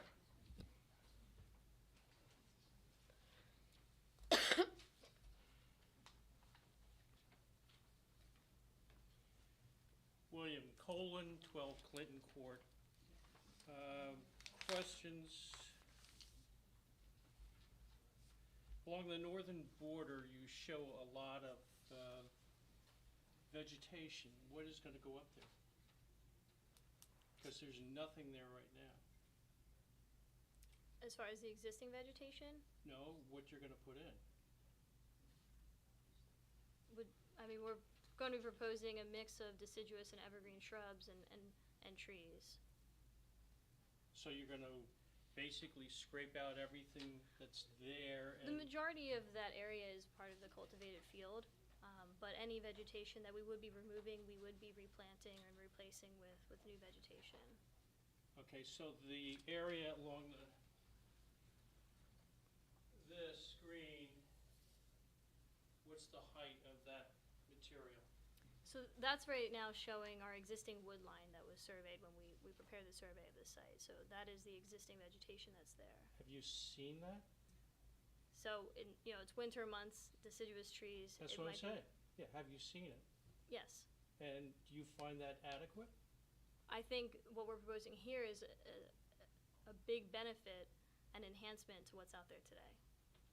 Well, anything is a benefit to what's there today. The question's going to be, are you going to rip out what's currently there and replant? No. So you're going to use what, Let me show you. right, I would say if it's outside of our limited disturbance, it would be left in its condition. What was testified to is the area that isn't being disturbed is gonna be what's existing there today, we're not touching it. The area in light green is what we are gonna clear, and then supplement with the landscaping as shown. So there'll be a significant quadruple row of plantings along the back of this basin, we're not touching this. okay. So basically, you should white this out, because that's basically what is up there, nothing. Well, again, we're going based on a survey. I know, but you're representing an area that seems to be well-covered, and it's not. Again, we're just Is going this, off when, aerial do we know when, survey. do we know when this aerial was taken? Or this one? Either of these? Because this, actually does look well covered. But have you been out there recently? So again, if So it's. this aerial and the aerial overlay is from July 1st of 2021. That's midsummer. Right, but sir, they can't be expected to be putting up trees that are green all the time. No. That's, but- so, but- like everything else in nature, trees, the leaves fall off in the winter and they come back in the summer. But they're not, they're pines, and they were slopped on there 20 years ago, and they are abominable right now. You can see the houses. And Mr. Colon, we meet the ordinance with regard to landscaping, and we meet the ordinance with regard to buffering. You meet the ordinance? Yes. She does. So, if you're not happy with it, I don't live there. I'm talking about some other people that live directly behind there that, you know, have had that problem since the beginning. Right, and so it is not it's not the board's ability to force on the applicant something that's been for 20 years. That is just not the way it works. They are within the ordinance that where they disturb, they have to replace, but anything they don't disturb is left in the natural condition that they found it. So it would be quite unfair, actually, for us to make them replant the entire area when that's the way it's been. Well, I can answer the why. As a lawyer, I can give you the answer to the why. Because the board is only allowed to impose conditions that are directly related to any variance relief that we may need from the ordinance provision. So for example, if we needed a variance because our buffer was too small, they could require us to double plant within the smaller buffer to mitigate it or meet the intent. If we needed a variance for height, they could require us to plant taller trees to mitigate the impact of that. Okay. If we needed a setback variance, they could require us to put a fence or some other landscaping to visually buffer or to buffer the noise. The board has no legal authority to impose conditions that are unrelated to any relief that we're seeking when the applicant meets all of the conditions of the ordinance. Do you think it's right? Doesn't matter if I think it's right. You don't care, okay. Sir, don't put words in my mouth. I didn't say I didn't care. I said my opinion as to right or wrong doesn't matter. Following the law and following the ordinance is what matters. So any vegetation you're putting back there, are there gonna be deer resistant? As was noted in the engineer's report, we'll work to have an appropriate species selected and planted. But they're gonna be deer resistant? If that's, Yes. yes, they'll be deer resistant.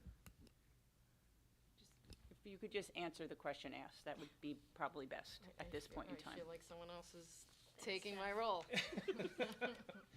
That's my line. The solar, why is it on the ground? It's not on the ground.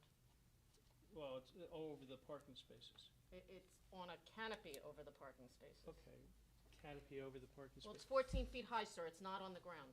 But why do you put it there when not on top of the building? We may put it on top of the building as well. I said that in my opening, that in the event there is solar put on top of the building, the applicant would go through whatever the approval process is for the municipality. Do you think you might? I don't know. And why put it on the north side? Why not put it on the eastern side? There was tests that was already asked and answered. It's to tuck it back behind the building, to have it not as visibly apparent as you're driving up and down. Okay. Why not add additional buffering since you have? Sir, this they've already said that That's they a are. stormwater basin. I couldn't hear it. Okay. No, sir, that's stormwater basin. So behind is stormwater, but where you pointed to is stormwater, but they are going to put additional plantings behind the solar We're putting canopy. additional plantings here, and this is stormwater, and we're putting additional plantings behind the stormwater. We're also planting within the stormwater as a bioretention basin. What about on the western side? Why not more trees? More buffer? It's up against. Or is this stormwater over here? It's up against commercial, sir.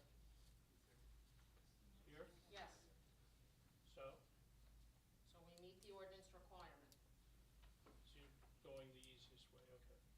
No, sir, we're going the way that the governing body determined was the best way to develop this site. Oh, so you're letting the governing body determine it? Thank you. By the way, the map is dated 2022. Oh, okay. So that's current. I would love to hear the objections if I came in and tried to do something different than what the governing body wanted me to do. I've never been penalized for following the ordinance. Who's your next witness? Could we have a health break, Madam Chair? Sure. For the next witness? There's no other questions from the public? Oh, sure. It's not a question? Well, then you can't ask it now. Comments are at the end. Okay. Thank you very much. Quick health break while we Quick switch? health break, sure.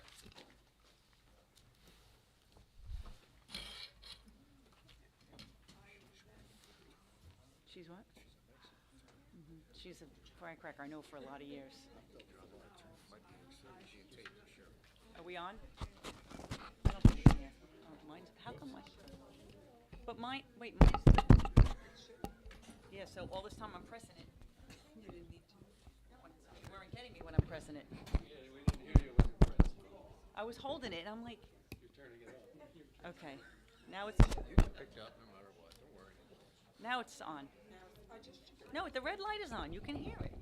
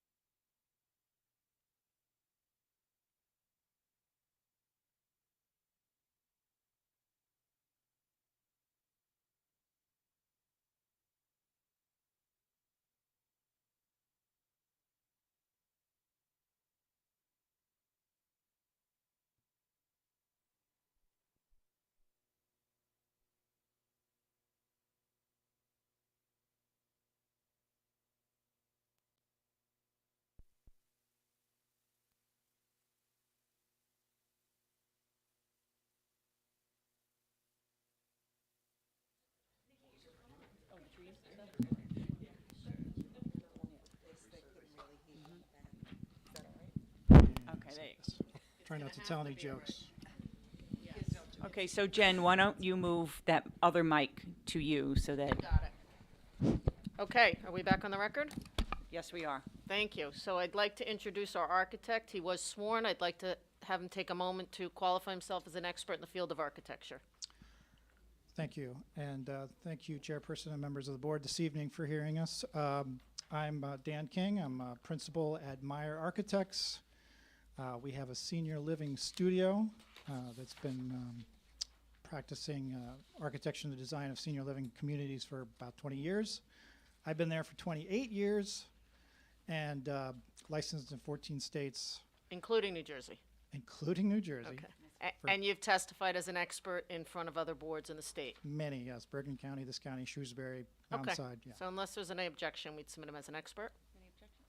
Thank you. So Dan, having heard a lot, having had the benefit of hearing a lot of the questions that came up, and knowing that you want to start with the site rendering exhibit, why don't you talk the board through what we're proposing from an architectural standpoint?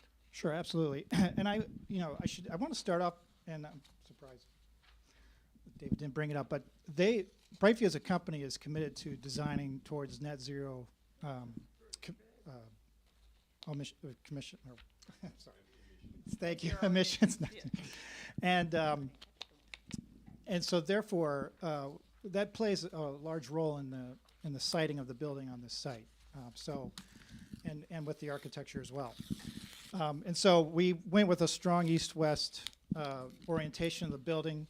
We pulled it as close to the western side building setback, one, to get it away from the slope at the far end, but also to try to pull as much of those back of house spaces away from the neighbors as possible. As the civil engineer pointed out, you come off of Route 35 and you circle around, drop off people, and then you drive around back. There's really 3 courtyards on this project. There's one here in the center, which is part of the memory care, or what Brightview calls Wellspring program. And in that courtyard, it's important that these residents are kept in a safe and secure environment. And so we created this donut-shaped structure that encapsulates this courtyard here that has walking trails that the resident can walk around, some pergolas, an open area here where activities can be performed with the residents, exercises and so forth, some planting beds. And then we have what we call an active courtyard, which is really the main courtyard for the independent living residents, which has all kinds of different amenities. It's got a fire pit, it's got bocce ball courts, it's got a patio with an outside grill, it's got seating areas, flower beds, all kinds of wonderful things for the residents to experience. And then we kind of have this passive courtyard area over here, which is just quiet area of walking paths and landscaping where someone could go, if they don't want the activities around. So that's kind of how we structured the building, try to keep it all kind of contained, close, tight with the structure. And from there, I'll move inside. Okay. And these are just enlarged versions of what we handed out and moved into evidence already. So this is what sheet, this is the first floor block plan of what we moved in as A8. Yes. So you'll see that the plan is broken up into really 3 colors. The blue is all independent living. And then the reddish color on this floor is your memory care wing or Wellspring. And then this orange section here is your back of house support functions for the building. Okay. It should be noted that this kind of project has to be approved. It gets a review by the New Jersey Department of Health. And then which we've actually already gotten their functional review. We got their approval letter not so long ago. And then once we have the drawings complete, they have to go through the New Jersey Department of Community Affairs, where reviewers for all the different disciplines will go through it with a fine-tooth comb, make sure that we're meeting all of the code requirements. The assisted living and memory care side is categorized as an institutional use. It's I2, and therefore it has to be built out of steel and concrete metal. We have a firewall here, 2-hour firewall, that separates the non-combustible from the wood framed construction that's to the east, which this is a residential category. So we'll have the two different construction types divided by a 2-hour firewall. The building's entirely sprinkled. We have 2 banks of elevators. All the elevators are structure capable. Dan, just from an entrance standpoint, where is the loop that people drive into as it relates to this? So it's right here. Okay. Someone asked about the porte cochere. It's actually 14 feet from the floor level, but then the pavement is 6 inches below that, so it's 14.6 where the vehicle drives. 13.6 is what the fire code requires. So you come in, you drop off underneath the porte cochere. You come in your main entrance. You have a nice lobby area with reception desk. Right in front of you is a living area, living room, with a fireplace, large windows that look out into this beautiful courtyard. And then, you know, the rest of this central area is really where all the fun is. You got your pub and game room, main dining, cafe, your mail area, activities room.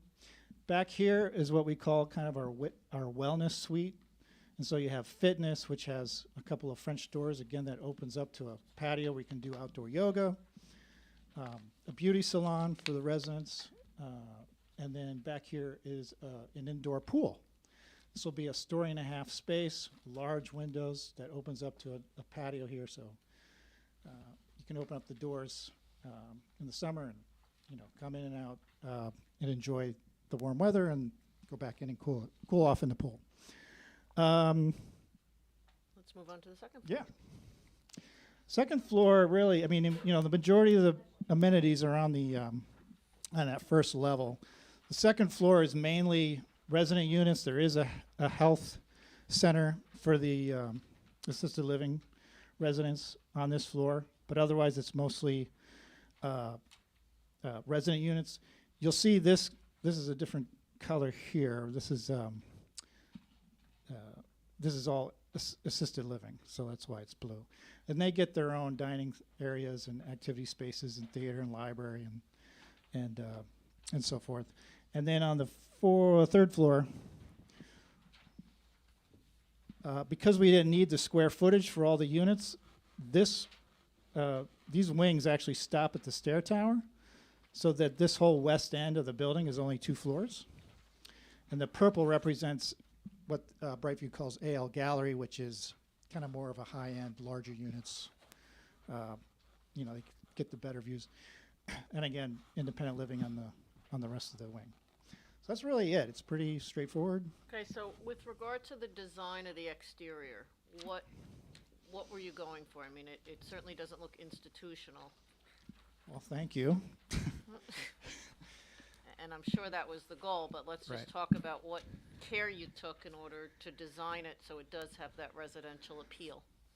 Yeah, so it's our practice that on, you know, whether it's Brightview or any of our other clients, that we spend time in the community to really understand what the vernacular is in that particular township. And we spent time here in Holmdel.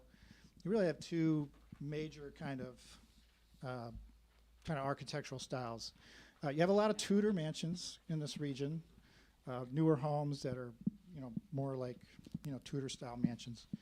And then you have a lot of what I would call, you know, more country-ish homes. It's very rural once you get outside this area.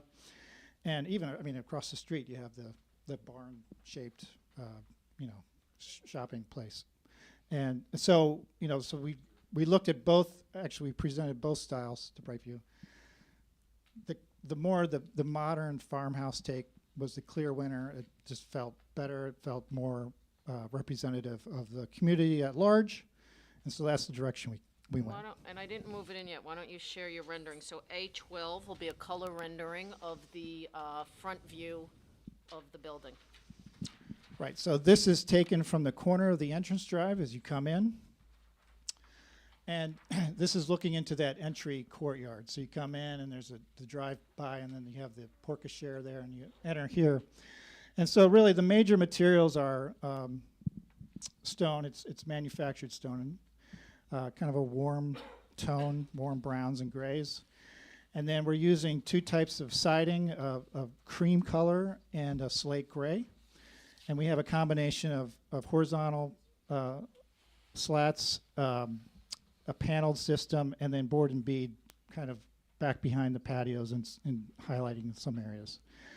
So we tried to break up the building with different materials and a different architecture, with the peaks breaking up the roof line, with different gables and materials, and we think And what is the good height one. of the building, Dan? 45 feet to the very peak. Okay. And that's consistent with the ordinance requirement? Yes, it is, yes. Yeah, I think that's, that, yeah. unless the board has other questions, I know there was a question with regard to the structure, but I guess I'll wait for the public to ask it, because I don't know Okay, what the full. Oh, one of the questions was the access for the, fire. Fire, yeah, so, so normally that's coordinated with the fire marshal. I can't tell you exactly where it is. It's usually out front, and it's coordinated with our fire protection engineer and the fire marshal. Okay. So it'll be somewhere in a location he points us to. Yes, So it looks like some are one bedroom and some are two bedroom? correct, yes. Not for single individuals, some are not for individuals. Occasionally you have married couples, yeah. Or, listen, I have a lot of friends who've already offered to retire with me. So, could be for friends who just want their own separate bedrooms.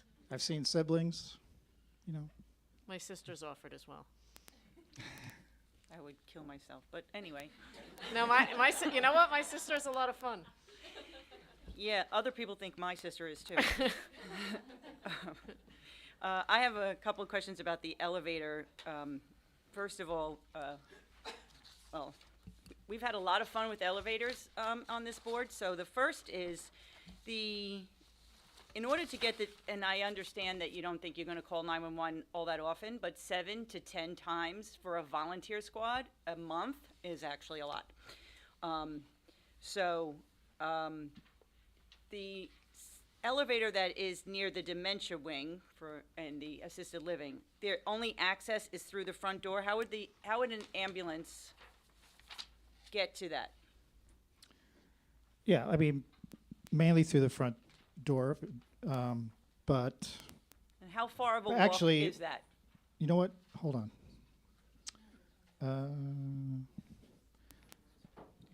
Because if you're dialing 911, we need to get there more quickly. So, I mean, on some plans it looks very long, and that one doesn't look so long. Yeah, I should have pointed out that there is a separate entrance for the assisted living and memory care here. Okay. So once, you know, every community has the issue of fire plan to your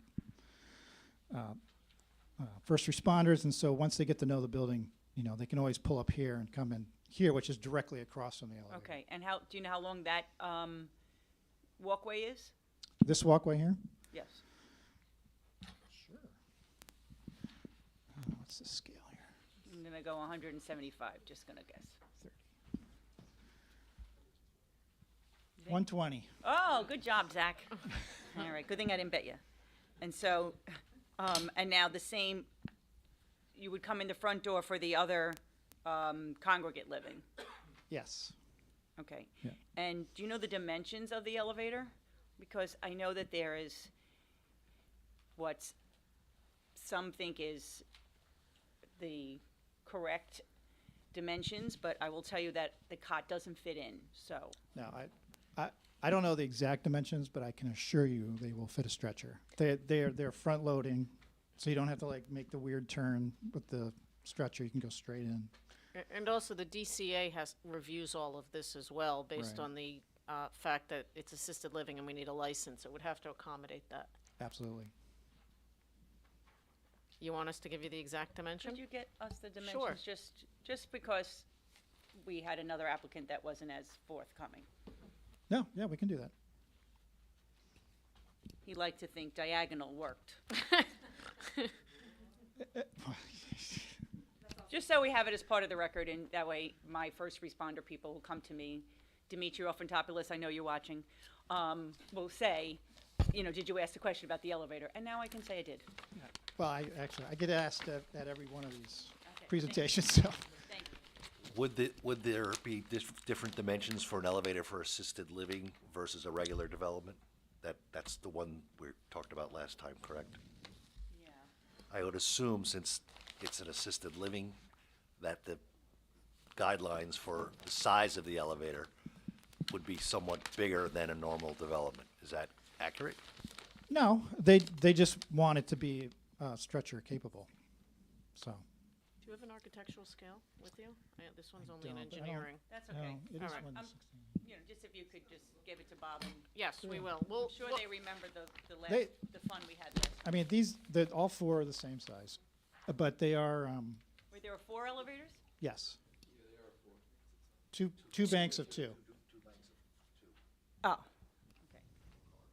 4 cars, 2 elevator banks, okay. What prevents the extra care individuals from leaving the complex? We have egress control on all the exit doors that meet the International Building Code standards.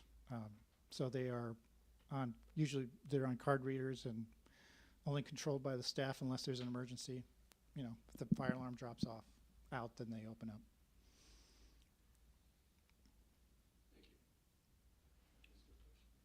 Sure.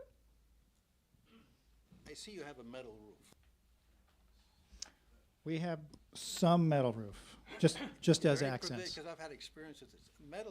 Ice forms very rapidly in the winter on metal roofs. And there's a number of instances at some malls where ice comes crashing down on people underneath the roofs. Is there any provision to prevent that from happening?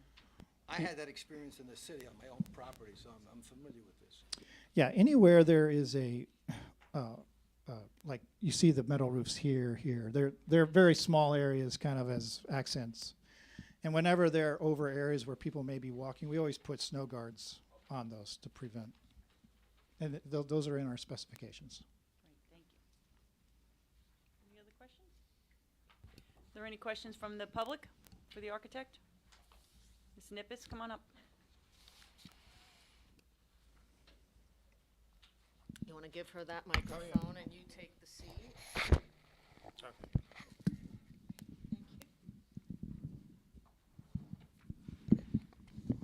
My question is, how did you select this lot in order to build this building? And what were the reasons that you felt this lot was appropriate for what you? That's a question for the developer. That's not a question as to what he testified to by way of architecture. He was not involved in choosing the lot. I see. Okay, then I'll Nor ask. is it relevant to the board's consideration. Then may I ask the developer? Certainly may ask the developer later, but Later, it has okay. nothing to do with what this board can deliberate on. So on a side note, when you want to talk about sewers, you can ask him that question too. Okay, thank you. You can leave, You no, can put you can there. leave it up there. Okay, thank you so much. Any other members of the public have a question? Sir?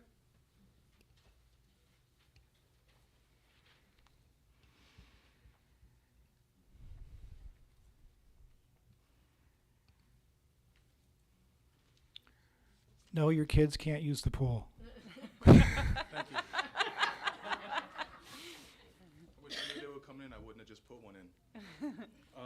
So just real quick, so from a firefighter. Can you just state your name again I'm for the sorry, record? Rob Beelen, 26 Bayberry. Thank you. Thank you. So standpipes, so, well, first you start off, so it's compartmentized, so we have, wood frame to the right, right? Mhm. And then we got a, fire resistor to the left? Correct. Okay. Fire lanes, 20 feet? Yep. And do we have a turnaround in the back of the building for rigs that have to pull in the back in case we get something on the north side? They have that, if you look at the, this plan, I was looking, I really didn't see the so the it's hard to, radius. it's like a, for lack of a better term, the grasscrete that goes around the building for the truck to drive on. Oh, okay. I'm sorry, I didn't see it. Yeah, it's hard to see from a distance. Okay, And I think you came in right after she testified about it. thank you. Yeah, and where would be, so I think I mentioned, and hydrants on location, where would this, the standpipes be on the building? One on each side, Well, on the east and west? Or the feed for the fire department connection will be somewhere in that front area. And again, I can't and will say we have- exactly, and but then we're gonna put 2 hydrants? there's one hydrant dedicated on the site. And No, where- but No, we this- were requested to put a second. Second, and we're it Oh, was 2 okay. hydrants. Yes, Front and rear? yes. Okay. And just this radius right here, and without, this is traditionally like a tougher radius to turn an apparatus inside of here, so, I mean, I guess when it goes in front of the fire officials and stuff, they could figure out. They actually did review it already and offered And a comment, rig and they had could- no objection to that. I'll show you the letter. No, I believe you. I believe Oh, I you. heard what you said. Yeah. Okay, that's it. Thank you. Mr. Fu? Junyoung Fu, 30 Bayberry Drive. Okay, so I have a question about this generator. So, I think last time during the Sandy's, I think we lost power for almost 10 days. So, once you, I think that your generator is going to be emergency only, but in case of that kind of a catastrophe, how long are you going to run that generator for? As long as we don't have electricity, And to support what function in that community? to support the entirety of the community. Okay. And that, okay, so you are going to have a so-called noise attenuation wall. Is that going to be totally enclosed? So Or is it going to be a top? we. Or just, No, I how can- high is that? What I can tell you is, we don't have the specs for the generator yet. However, when we go to the building department for the generator, we're gonna comply with all of the township ordinances. It's set back over 160 feet from the property line. Most of the time, there's a 10-foot setback requirement. It's closer to our residents than it is to anybody else. Okay. There's noise ordinances that we're obligated to comply with. So in the event that the sound of the generator does not comply, we would then, at the recommendation of the board engineer and/or the construction official, implement whatever is required to ensure compliance with the ordinance. And on the positive side, this, because of its Department of Health licensing, goes to the top of the list of buildings that need to be turned on faster than any others. So if you live by the hospital, your lights are on before everybody else's. So this might be a plus for all of you in Paver, at least close by. Well, I hope that's the case. Thank you. You're welcome. Any other questions for the architect from the public? Okay, seeing none? We only have one more witness, and Okay. that is our traffic engineer. Great. Thank you, Dan. John, read my own handwriting. I mean, if you want, you could also take the microphone, Justin. Sure. Go ahead. I mean, I'll be brief. So Justin was sworn, and I'll take a moment to qualify him in the field of traffic engineering. Absolutely. I hold a bachelor's in engineering from the University Can of, you give us your whole name? sorry, Justin Taylor, Thank you. Taylor. I hold a bachelor's in engineering from the University of Delaware. I'm a licensed engineer in the state of New Jersey, as well as Pennsylvania, Delaware, and Texas. I'm also a certified professional traffic operations engineer by the Institute of Transportation Engineers. I'm practicing traffic planning for a little over 20 years now, and have testified at hundreds of boards throughout the state of New Jersey, although I haven't had the privilege to be in front of this board in my career. We submit him as an expert. Sure. Thank you. Justin, just to start off, I made a representation with regard to the DOT submission and approval. Just brief, while we submitted the documents to the professionals, just give them a quick summary of what approvals we obtained. Surely. So because we are located along Route 35, the access point is going to require a major access permit from NJDOT. We submitted the permit application in the middle of November of last year. In the middle of January, we received the first round of comments along with the draft permits. They had some minor technical cleanup that they wanted us to do with the driveway, but they do intend to approve it. And should this board act favorably on the application, we would be resubmitting the plans with those corrections to them. And I would anticipate a permit within the next 30 to 60 days. Okay, and there was testimony from Jackie with regard to the adequacy of the length of the throat of the driveway from the pavement. Could you speak to that and speak to what the state requirements would be? Surely. The state has the same concern that this board and this township does, is ensuring that on-site maneuvers do not back up traffic out onto the highway and create some sort of accident. The state has determined that 50 feet is the adequate distance between the edge of the traveled way and the first internal maneuver. So we're actually providing 63 feet, as was testified by Ms. Giordano. So we exceed the state requirements to ensure that it is a safe location for the first internal point of decision. And we don't meet the township requirement, but often the township requirements are for all potential uses, which would be generally much more high traffic than this one would be, like a fast food restaurant or something of the like that was gonna, or a Wawa that would generate a lot of traffic into the site. Yes, that's correct. The low traffic generation associated with a assisted living facility reduces any type of concern with that type of that distance that's on the site. And Justin, did you have the opportunity to review the truck turning templates for fire trucks, the largest delivery trucks, and the garbage trucks on the site? Yes, we did. We worked hand in hand with the site engineer to ensure that the site would be able to accommodate the largest delivery vehicles that would be circumnavigating through the site. From a delivery perspective, we looked at what the AASHTO terms a WB50. It's about a 43-foot trailer, and it's the largest trucks that Brightview uses for the site. And so we have designed a hammerhead in the northwest corner to allow the truck to pull forward and then back up into the loading dock. And that's right before the green, you just pointed out the green area, so that's, So, in discussing the northwest corner of the property, they would pull into the area in that corner and then reverse into the loading area.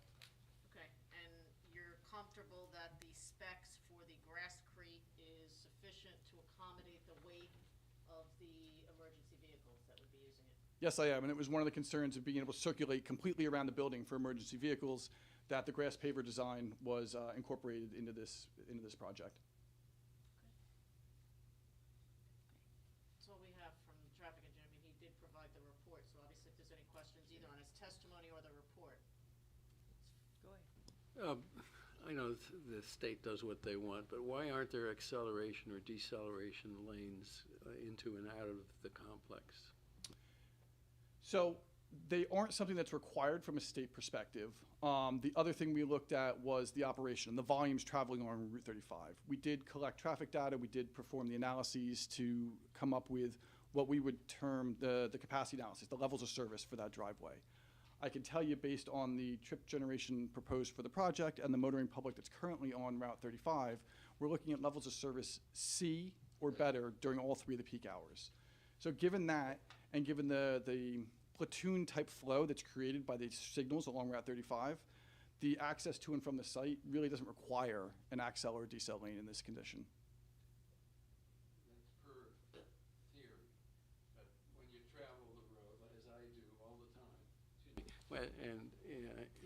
and even in the Middletown section, you know, people are not going the speed limit, they're going above the speed limit, and it's somewhat dangerous to, you know, if you're slowing down to make a right turn in, somebody's right up your ass, pardon the French, and then if you're coming... That's my favorite language. Yeah. And if you're coming out, you know, some people don't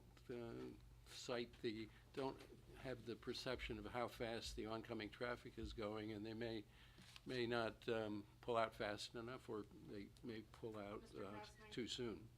If we were coming in for a densely populated or intense commercial use, or a high-rise apartment building where we're significantly increasing traffic and we were seeking more than we're entitled to under the zoning, then perhaps that off-site traffic mitigation would be appropriate. But when we're coming in and we're meeting all of the standards and all of, I understand that from a practical standpoint, yes, it's always better.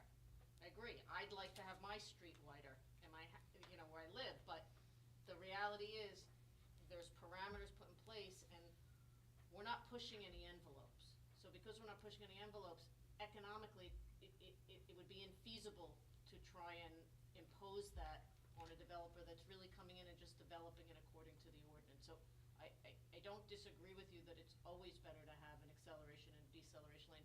It appears to me that there are there shoulders here? I was going to touch on that. There are shoulders along the frontage, which does allow an area for a vehicle to accelerate or decelerate from the driveway. Understood. If I could give it to you, I would. It could be worse. It could be Costco. Try to get out of there. And, you know, like Lowe's has that, on the other side of the road, they have, And if we had the kind of traffic that Lowe's does and the truck traffic that Lowe's does, we absolutely. But that actually got put in under Ed Broberg, and it was for the entirety because of the Chinese restaurant that was there and the motel and Dearborn Farms, which was becoming Dearborn Market. So that's why they did that.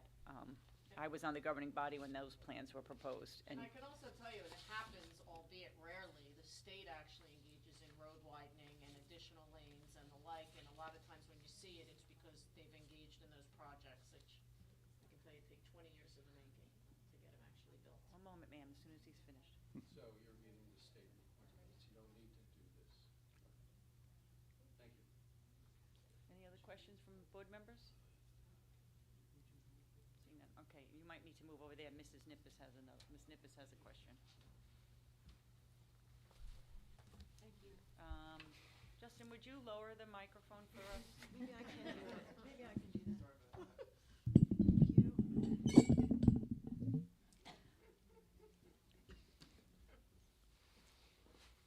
My question is. Just state your name, please, so that we Yes, have it on record. Barbara Nippes, Nippes. Thank you. You discuss how you don't have all that much traffic in your new building, your new facility, but the traffic that is of concern is the highway traffic. I just need to. May I speak before you interrupt me? No, because I'm protecting a record on behalf of my client. I'm not intending to be rude, but a lot of the questions are outside the scope, and I just want to point out, so my witness is aware and the record is clear, the existing traffic on the roadways is not for this board's consideration. They can only consider our site circulation and our ingress and egress. There's a state Supreme Court which says when a use is permitted, off-site traffic, no matter how bad it is not for the board's consideration. Okay. Well, my point is it safe for seniors to be faced with a dangerous exit where there is a lot of traffic on the highway? And is it a good location for those seniors who will be living there who will be driving? Yes, I think it is. I think the driveway is designed to operate safely and efficiently. Thank you. Without an egress, without a barrier, without a Yes. easement That is his into the testimony, ma'am. highway, without an easement into the highway. Yes. Did you observe the traffic at that stretch of the highway? Yes, I have. Did you observe our building? I didn't specifically count the traffic coming to and from your building, but the same traffic that passes our site passes in front of your building. Okay. My question for the developer is, why did he feel this was a good Again, ma'am, that is not a question that you can put on the record. Thank you. You have to ask that of him privately directly. after. Privately. It's not part of the record. His choice to use this is his choice to use this. Any other questions from the public? Okay. Do you have anything else to put on the record? That's all I have, Madam Chair, subject to Thank you very the much. ability- Thank you, Justin. Subject to the ability to offer a closing statement after the public portion, should we get there. Are there any other questions from the members of the board? Any comments from the members of the board? I have a question. I don't know who to ask it to about the affordable housing portion. The township's affordable housing commitment is set through 2025? Correct. So the credits that this is going to give the town, does that get credited to the next plan? Yes. That's all I needed. Thank you. I'm glad that you had the answer, because I did not. Oh, we live, eat, and breathe that affordable housing now, don't we? Okay, no other comments or questions? Okay, do I have any comments from the members of the public? Ma'am, you had a comment earlier? Yes. Just come up, give your name and your address, please. And if you could spell your last name, please. Okay. And then also, because you're going to make a comment, you need to be sworn in, because we need to make sure that whatever you're saying is truthful. Okay. Start Barbara, with start your name, yeah.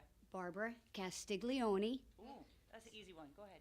Castiglione, 20 Bayberry Drive. Okay. Swear to tell the whole truth, nothing but the truth, so help you God? Yes, I do. My only concern is the generator that I asked that the board take into consideration, putting all the protective fencing around it and added shrubbery. And as you know, we have a lot of first responders in Meadowood Estates. My husband's retired FDNY, so he's gonna have all the standpipe questions. He's gonna be talking with Rob later tonight. So that just concerns me because we're right behind that. Otherwise, I think it's a beautiful plan. Thank you very much. Thank you. Yes, they've already said also that they would do whatever they needed to do to keep the noise to a minimum. Same with the buffering, and they're gonna work with our engineer and our planner to make sure there's plenty of buffering around the site. So, thank you. Any other comments? I'd just like to, Please state your name again, I'm sorry, because Barbara Nibbis.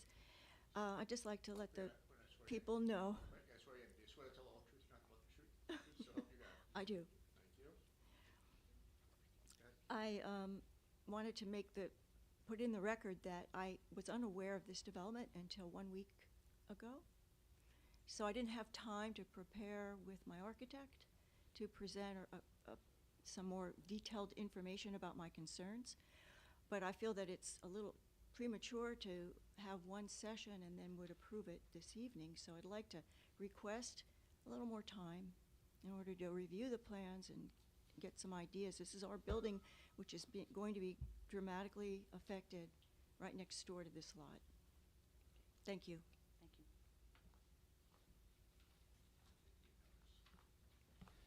When the public notices sent out? Yep, 10 days ahead of time. So if you're within 200 feet, you would have gotten a notice. I did get the notice, yes. That's all that, unfortunately, that's what the state mandates. And your notices were, yes, we had that testimony earlier, that the notices were in order. Okay. Yes, that's true for any application. Any other comments from the public? If not, I'll close the public portion. Ms. Krimko, do you have a closing statement? And it's gonna be very brief, because I think. You want to bring the microphone in Yes, front I'm of you? sorry. That's okay. It's going to be very brief, because I think that my witnesses did a great job offering the background and as supplemented by your engineer and your planner. What we have essentially is a fully conforming application for you. The use is conforming. We meet all of the setbacks, bulk requirements, coverages. We meet your landscape ordinance. We're going to meet your lighting ordinance. The one variance that we need is with regard to the driveway length, and as you heard from the testimony, it is safe, both from the DOT standards, the traffic engineer testified to its safety, and the alternative would be to slide the building back further to the neighbors to the north. We would agree that as any condition of approval, were this board to approve this, to first comply with your board's professionals' letters in their entirety, as well as provide a truck turning template for the garbage truck, provide the elevator dimensions, we'll put those on the plans, and we will add shrubbery and fencing around the proposed generator pad as would be recommended by the board engineer and the board planner. So in light of this, when you look at a site that's 11 acres and you look at a use of this size, this really is a very clean application for you. I believe we addressed all of your concerns, and in light of all that, we would ask for your approval this evening. Okay, and I think there was going to be additional plantings around the. Oh, yeah, well, that's part of complying with his letter. I didn't call it out because it was in his letter. Okay, just because it's been asked about, I wanted just to Yes. make sure it was on the record for everybody to hear. Yep. Around the canopy and in that back area. They'll make sure that it's adequately shrubbed and treed. And treed. Does anybody on the board have a question, a comment? I think it's an outstanding application. Okay, at this time, I'll entertain a motion. Second. Bill and Zach make a motion to approve the application as submitted. Can I have a roll call, please? With all the conditions. Can I have a roll call, please? Yes. Yes. Yes. Yes. Yes. Yes. Thank you very much. You're welcome. Thank you. I like this Generally, guy. next steps are the memorialization resolution. You'll deal with Marty, and we'll Yeah. approve that at a later meeting. Yep. Okay, at this time, I have administrative, Regency. Honestly, these generators, the TRC recommendation to administratively approve a pre-approved generator location. No issues were noted. However, they agreed to plant boxwood to mitigate the visual impact. This generator, people, good God. Kate, do you have anything you need to add to this? No, that stands, yes, You need to leave the board. Okay. How did you decide on boxwood? I believe there were already boxes in the vicinity, and he made me agree to extend mine. I'm looking at the date, and I have to be honest, it feels like it was 3 years ago. December 2nd. Of last year? Oh, God, it does. I know. I was saying today, I can't believe it's February. I was just saying, I was kind of there. She's like, tell her no. Yeah, we all did review it, and it was, I believe that there were boxes there, and he just was going to extend the line with his neighbors. Okay, great, thank you. I need a motion to approve the administrative decision. Motion. Ron? Move. Second. Zach? All in favor? Aye. Aye. Any opposed? Okay, thank you. Last but not least, reorganization minutes. Ladies and gentlemen, if we're still in session, if you could keep your voices to a minimum, that would be great. We need, yes, ma'am. You deleted Dr. Gilstein's name? Oh, you fixed that he actually was present. That was good. I know. I missed that, though. Good thing you caught it. Okay, so I need a motion to adopt the reorganization minutes as amended. Moved. Okay. Second. Zach Gilstein is moving them. Yeah. Remember, I'm here tonight. Second. Second, Ron Emma. All in favor? Aye. Aye. Any opposed? Bill's abstaining because he wasn't present. He wasn't feeling well. I'm glad you're all better. Planning Board Engineer, anything further? No reports tonight, Madam Chair. Thank you. Thank you. Planner? Nothing from me either. What about you? No. Nothing, big guy? Okay, all right. Go ahead. Kate, when are you going to start with the master plan update on recreation and open space and such? It is imminent. It is imminent. I would say in the next couple weeks, we're going to kick it off, and you will be one of the first to know. We're looking forward to it. The first. Okay. He wants to be the first. Also, I can't, you know, it depends who reads their email. But yes, we're getting very close. Thank you. okay, also, it's been brought to our attention that we have a meeting scheduled for June 7th, which is in fact primary day. And so unless we're going to meet in the parking lot, we don't have access to this room. So we will need to cancel that meeting because it is primary day and we don't have a location. So can I have a motion to cancel that meeting? Second. Okay. All in favor? Aye. Aye. Okay. Now, do we have an agenda for March 1st?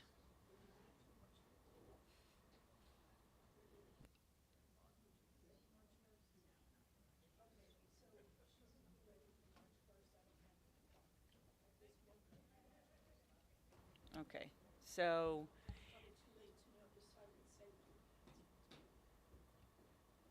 Okay, so there is no agenda available, there's nothing on the agenda for March 1st. And while we all like each other a lot, we could probably go somewhere better than here, right? Okay, I need a motion to cancel March 1st due to lack of agenda. Motion. Second. All in favor? Aye. Aye. Aye, okay. Now, the best motion of all, motion to adjourn. Nobody's saying anything. Nobody wants to go home! Motion. Oh, yay! I'll make it.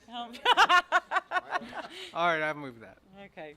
Motion to adjourn. Second? Second. Ron, second. All in favor? Aye. Thank you, everybody. See you, I'll see you in April. Well, tentatively it's March 15th.